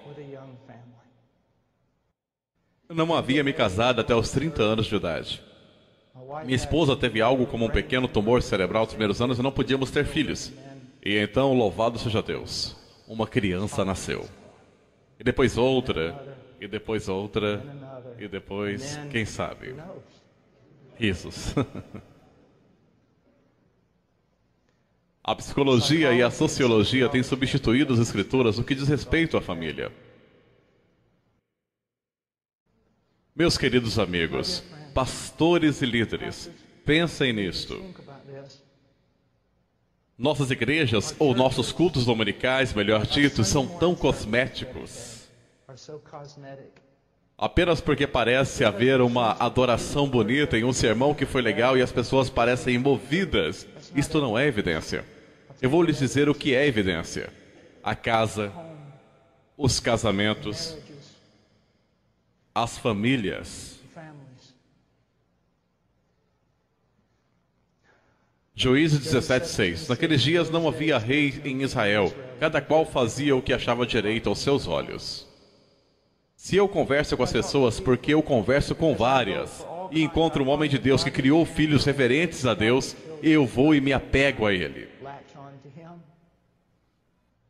Mas na maioria dos casos, sabe o que eu descubro? As pessoas com quem eu converso na igreja são todos ligados a fábulas profanas, sociologia, isso e aquilo e qualquer outra coisa. Cada qual o que acha mais reto e não conseguem se dar conta disso. Mas sempre que tem a oportunidade de encontrar um homem e uma mulher que adequaram a si mesmo e a sua família de acordo com as escrituras, a diferença é esmagadora. Quando estou em um avião, adoro fazer isso. Homens sentam ao meu lado e depois começam. O que você faz? Ah, eu sou casado. E eles? Ah, o que mais você faz? Ah, eu sou o pai. E o que mais você faz? Bem, se tiver algum tempo livre, eu prego um pouco. O que importa se um homem ganhar o mundo inteiro e perder a sua família? Deixe-me colocar dessa forma. Baseado no que você cria seus filhos e ama sua esposa? Baseado em quê? Se você não consegue ir às escrituras agora mesmo, pegar os versículos e me mostrar como a sua família está fundamentada nela, posso lhe assegurar que você é cativo da psicologia e da sociologia, dos caprichos e das mentiras deste século. Veja bem, você não tem o direito de fazer isso, você não tem autoridade, Senhor, separado da palavra de Deus. Veja Gênesis 8:9, porque eu os escolhi para que ordene a seus filhos e a sua casa depois dele, a fim de que guardem o caminho do Senhor e pratiquem a justiça e o juízo, para que o Senhor faça vir sobre Abraão o que tem falado a seu respeito. Que maravilhoso! E preste atenção, Romanos capítulo 12, versículo 1 e 2. Bem, o versículo 2 nos conta que a vontade de Deus é perfeita. Então, sempre que lhe sobrevier a ideia, como um homem de Deus que estou sacrificando a minha família para o bem do ministério, vou lhe dizer que você é um mentiroso de cara lavada. Você está sacrificando a sua família pelo bem do pequeno reino que você está tentando construir. Porque a vontade de Deus é perfeita. Isso significa que eu não tenho que violar a vontade de Deus no que diz respeito à minha família, a fim de cumprir a vontade de Deus no que diz respeito ao meu ministério. Deus não precisa de você. Ele deseja sim que você seja obediente. Que você seja obediente. Só quero lhe dar 2 exemplos. É quando alguém me perguntou uma vez, irmão Paul, você é contra o evangelismo? Eu disse sim e não.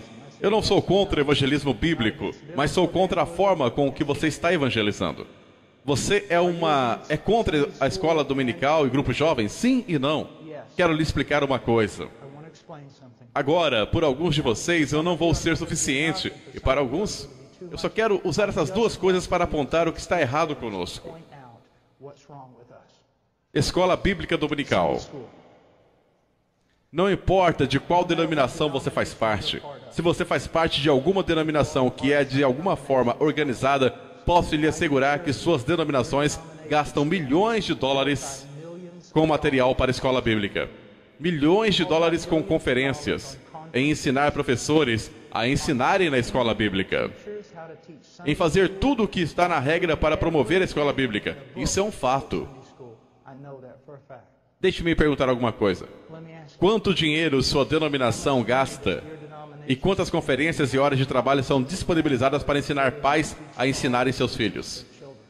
Então agora você percebeu, não é mesmo? Deus não tem um plano B, Ele tem um plano A. Se você evita o plano A, o plano B não funciona. Não estou dizendo que as crianças não podem se unir em grupos, serem catequizadas ou ensinadas ou qualquer coisa, mas se isso começar a sugerir a substituição do ministério do pai no lar, exploda em pedaços.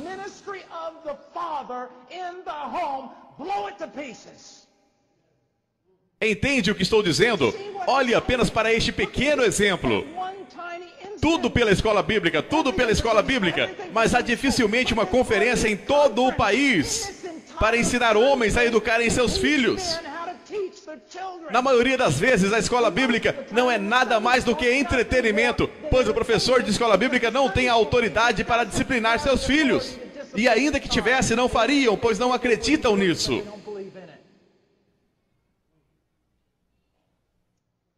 Esse é apenas um pequeno exemplo. Vamos olhar para os grupos jovens. Bem, a juventude precisa estar junta, você sabe. Eles precisam estar juntos. Tudo bem, vamos ver Provérbios 13 e 20. Quem anda com sábio será sábio, mas o companheiro dos insensatos sofrerá aflição. Quem lhes disse que a juventude deve estar junta? Quem lhes disse isso? Eu vou lhe dizer quem disse isso. Psicólogos da década de 60. Separação entre as gerações. A juventude deve permanecer com os adultos para que parem de agir como tolos ingênuos.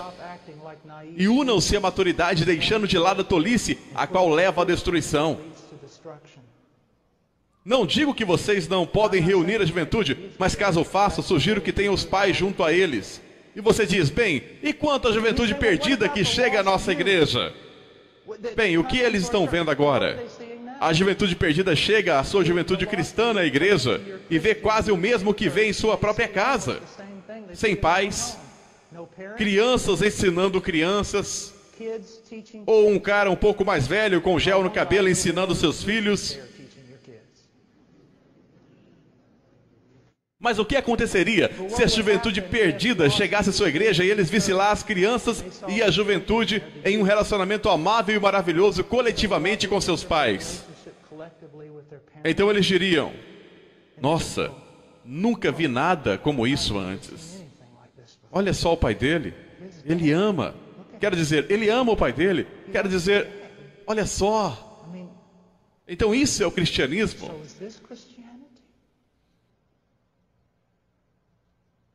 Veja, meu querido amigo, vamos dizer, eu não sou médico, mas um homem vem a mim com um sangramento na testa e diz, irmão Paul, já fui a todos os lugares e ninguém consegue diagnosticar o meu problema.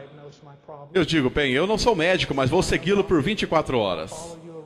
E eu noto que sempre que o relógio soa, soando 1 hora, ele bate em sua própria cabeça com um tijolo uma vez. Soando 2 horas, ele bate com o tijolo em sua própria cabeça 2 vezes. Soando 12 horas, ele bate 12 vezes em sua própria cabeça com o tijolo. Após observá-lo cautelosa e cuidadosamente, fazendo anotações por 24 horas, eu vou até ele e digo, sabe, acho que descobri qual é o seu problema. Não sou médico, mas acho que descobri qual é o seu problema. É patético dessa forma entre nós, igreja. Por que nossos filhos fazem o que fazem? Porque tudo é como um velho, querido santo. Alguém o questionou uma vez por que seu filho adolescente sair de uma moça jovem para um lugar reservado. E disseram, você não confia em seu filho? Ele disse, não, eu confio em meu filho. O que fez pensar isso? Eu não confio em seu pai. Eu não deixaria o pai dele sozinho com uma mulher que não fosse sua esposa. E tenho muito mais a perder que o menino.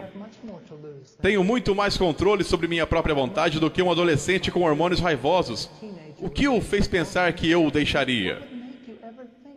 Nós violamos princípios bíblicos após princípios bíblicos, após princípios bíblicos. E depois imaginamos por que está tudo uma bagunça. Apenas uma passada bem rápida comigo. Vocês sabem que quando eu digo bem rápido, estou falando em alegoria ou algo assim. Ai, ai. Vá até 1 Timóteo.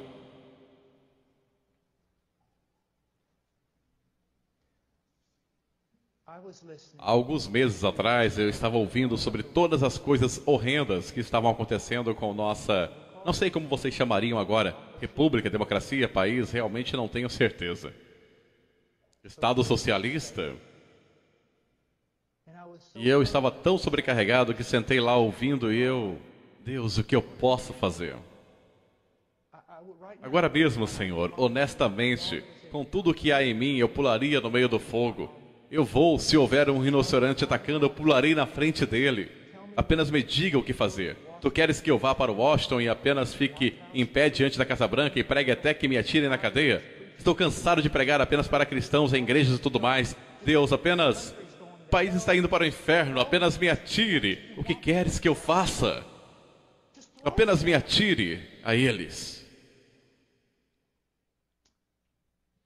Versículo 1 do capítulo 4. Ora, o Espírito afirma expressamente que nos últimos tempos alguns apostatarão da fé. 1 Timóteo 4:1. Dando ouvidos a espíritos enganadores e à doutrina de demônios.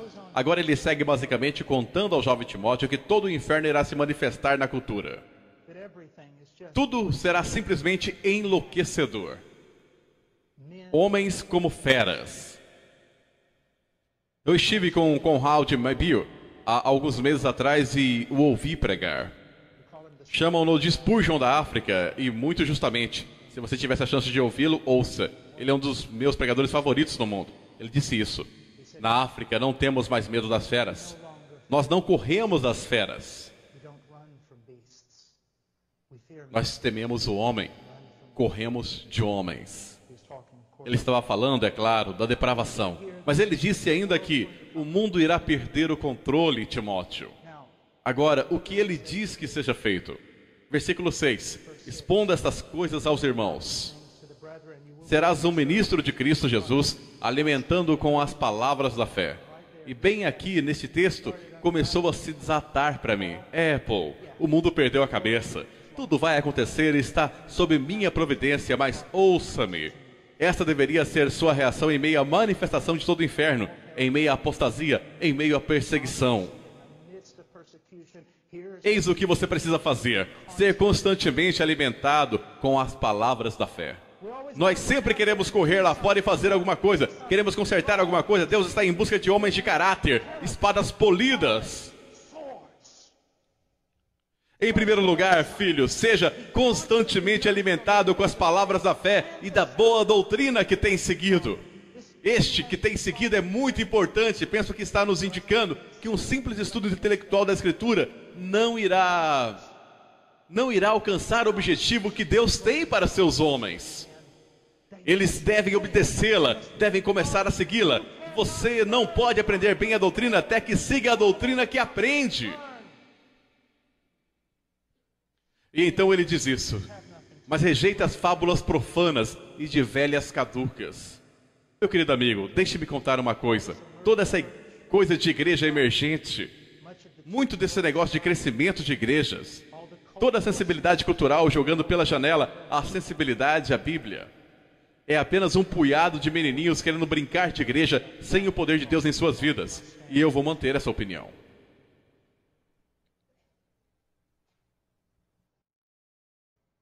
É um pouco menos que Davi tentando se ajustar à armadura de Saul. Pouco me importa.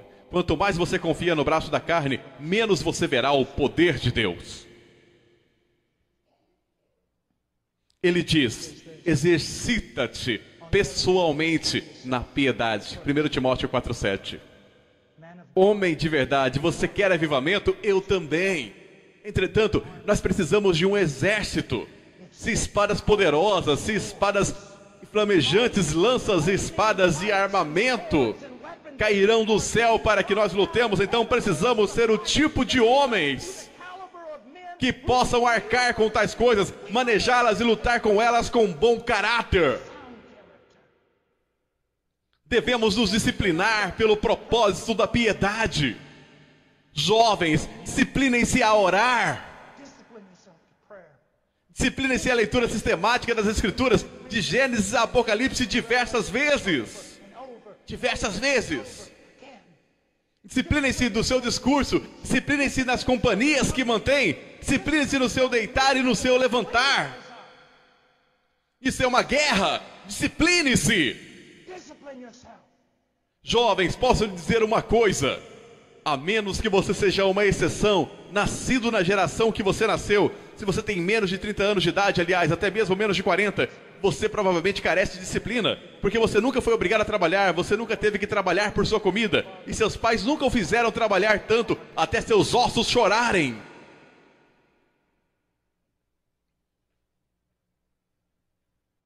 Os homens que mais têm realizado e sido usados por Deus têm sido homens de trabalho no ministério. Isso é duro e vai lhe custar tudo. Tudo, tudo.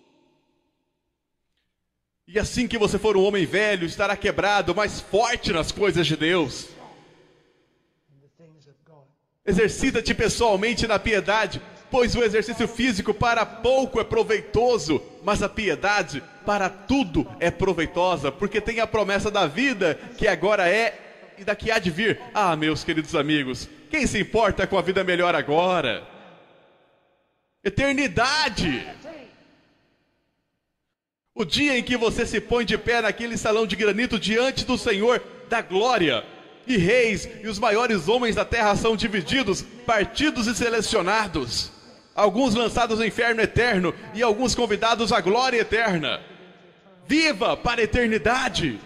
Esses atletas olímpicos, quão majestosos são, mas somente por um momento. Eles começam a treinar quando têm 4 ou 5 anos, mas eles trazem nada se não treinar até que tenham 22 anos. Correm por uma corrida de 9 segundos, por uma medalha que eles penduram, e é isso.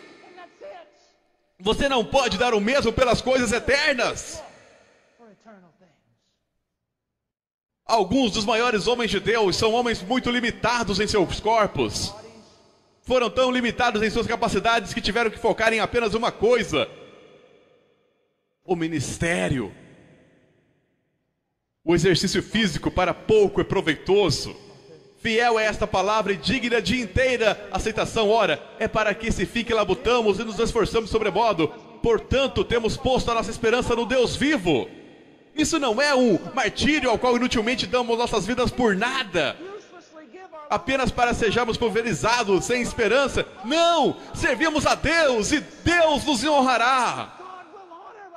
Nós colocamos nossa esperança nisso e isso nos dá força. Força! Ah, essa vida é um vapor. Eu tenho 47 anos, mas ontem eu tinha 21. Para onde foi tudo isso? É um vapor. E enquanto você tem força, pregue. Eu louvo a Deus, pois por sua providência, enquanto eu era jovem, passei a minha vida nas montanhas dos Andes e nas selvas do Peru, fazendo o que eu tenho mais força para fazer. Enquanto você é um jovem, enquanto há força em você, trabalhe com toda a sua energia. Pegue aqueles estúpidos jogos de videogame que você tem e esmague-os com seus pés. Jogue a TV pela janela. Você foi feito para coisas maiores do que essas. Se você é um filho do rei, nada nessa terra pode satisfazê-lo. Nada. Ordena e ensina estas coisas. Agora há muito aqui, mas olhe no versículo 15. Medita essas coisas, ocupa-te delas, para que o teu aproveitamento seja manifesto a todos. 1 Timóteo 4,15. Vamos dizer que uma mesa de madeira, meu filho derrama um copo da água. E pela lógica da natureza, as leis que Deus colocou nela, a água acumula um pouco na mesa, o suficiente para que você possa ver uma poça. Você passa por ali e diz: a água derramada na mesa é evidente para todos. Mas então passo por ali, pego uma toalha, passo sobre a poça de água derramada e a suspendo. E você diz: não vejo mais água nenhuma. Onde está? Foi absolvida pela toalha.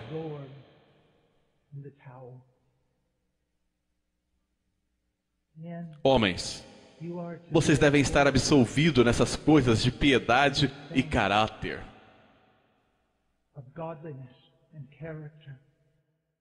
Homens, eu rogo a vocês, escutem-me, isso é muito importante. Vocês não são garotos de recado.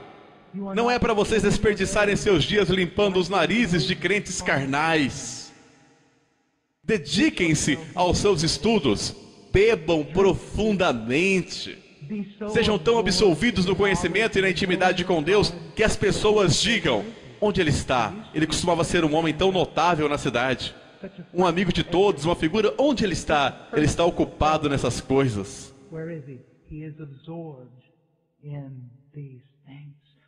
Nós somos homens de Deus, somos ministros do Altíssimo. Deveria haver uma alteridade sobre nós. Deveríamos ter um olhar de contemplação em direção a um ganho distante. A maior coisa que podemos fazer pelo nosso povo é sermos homens de Deus, ocupados nas coisas de Deus, para que quando abrirmos nossas bocas, a palavra de Deus saia. Na igreja que frequento, Jeffrey Noblet é o pastor principal. Ele sempre se dedicou aos estudos. Mas quando eu cheguei lá, conversei com ele, conversei com outros líderes. E sempre que alguém me perguntava alguma coisa, eu dizia: por favor, faça isso. Tomem o quanto puder do fardo do irmão Noblet e deixem que ele viva para o estudo com Deus.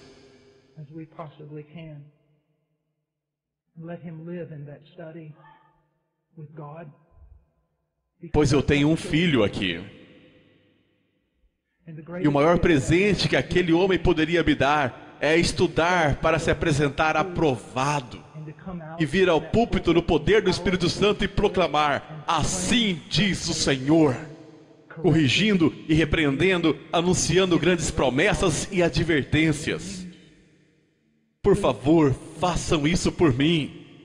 Pastor, por favor, faça isso pelo seu povo, porque ele diz: tem cuidado de ti mesmo e da doutrina.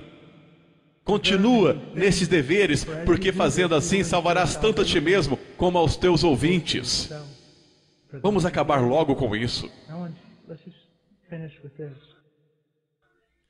Esse versículo significa quase nada na comunidade evangélica hoje. Quantos pastores e pregadores você pensa que tomam isso seriamente? Eu preciso ter cuidado de mim mesmo para garantir a salvação para mim e para aqueles que me ouvem. Eu tenho uma pergunta, pastor. Quando foi a última vez que você examinou sua própria fé, a sua própria vida, para ver se você realmente está na fé? Para ver se você realmente o conhece? Veja, meu amigo. Eu tenho grande certeza quando estudo minha própria conversão. Quando a discuto com outros homens, quando olho para os 25 anos da minha peregrinação com Cristo, tenho grande certeza de o ter conhecido. Mas mesmo agora, se eu me desviasse da fé e fosse embora e continuasse naquela direção para a heresia e o mundanismo,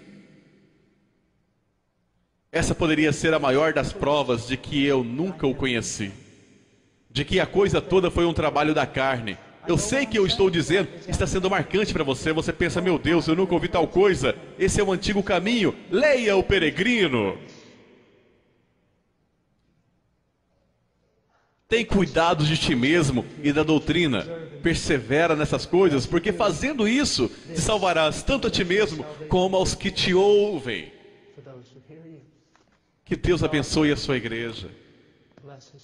Glória seja dada a Deus, Senhor. Obrigado pela oportunidade de fazer esse trabalho, Senhor.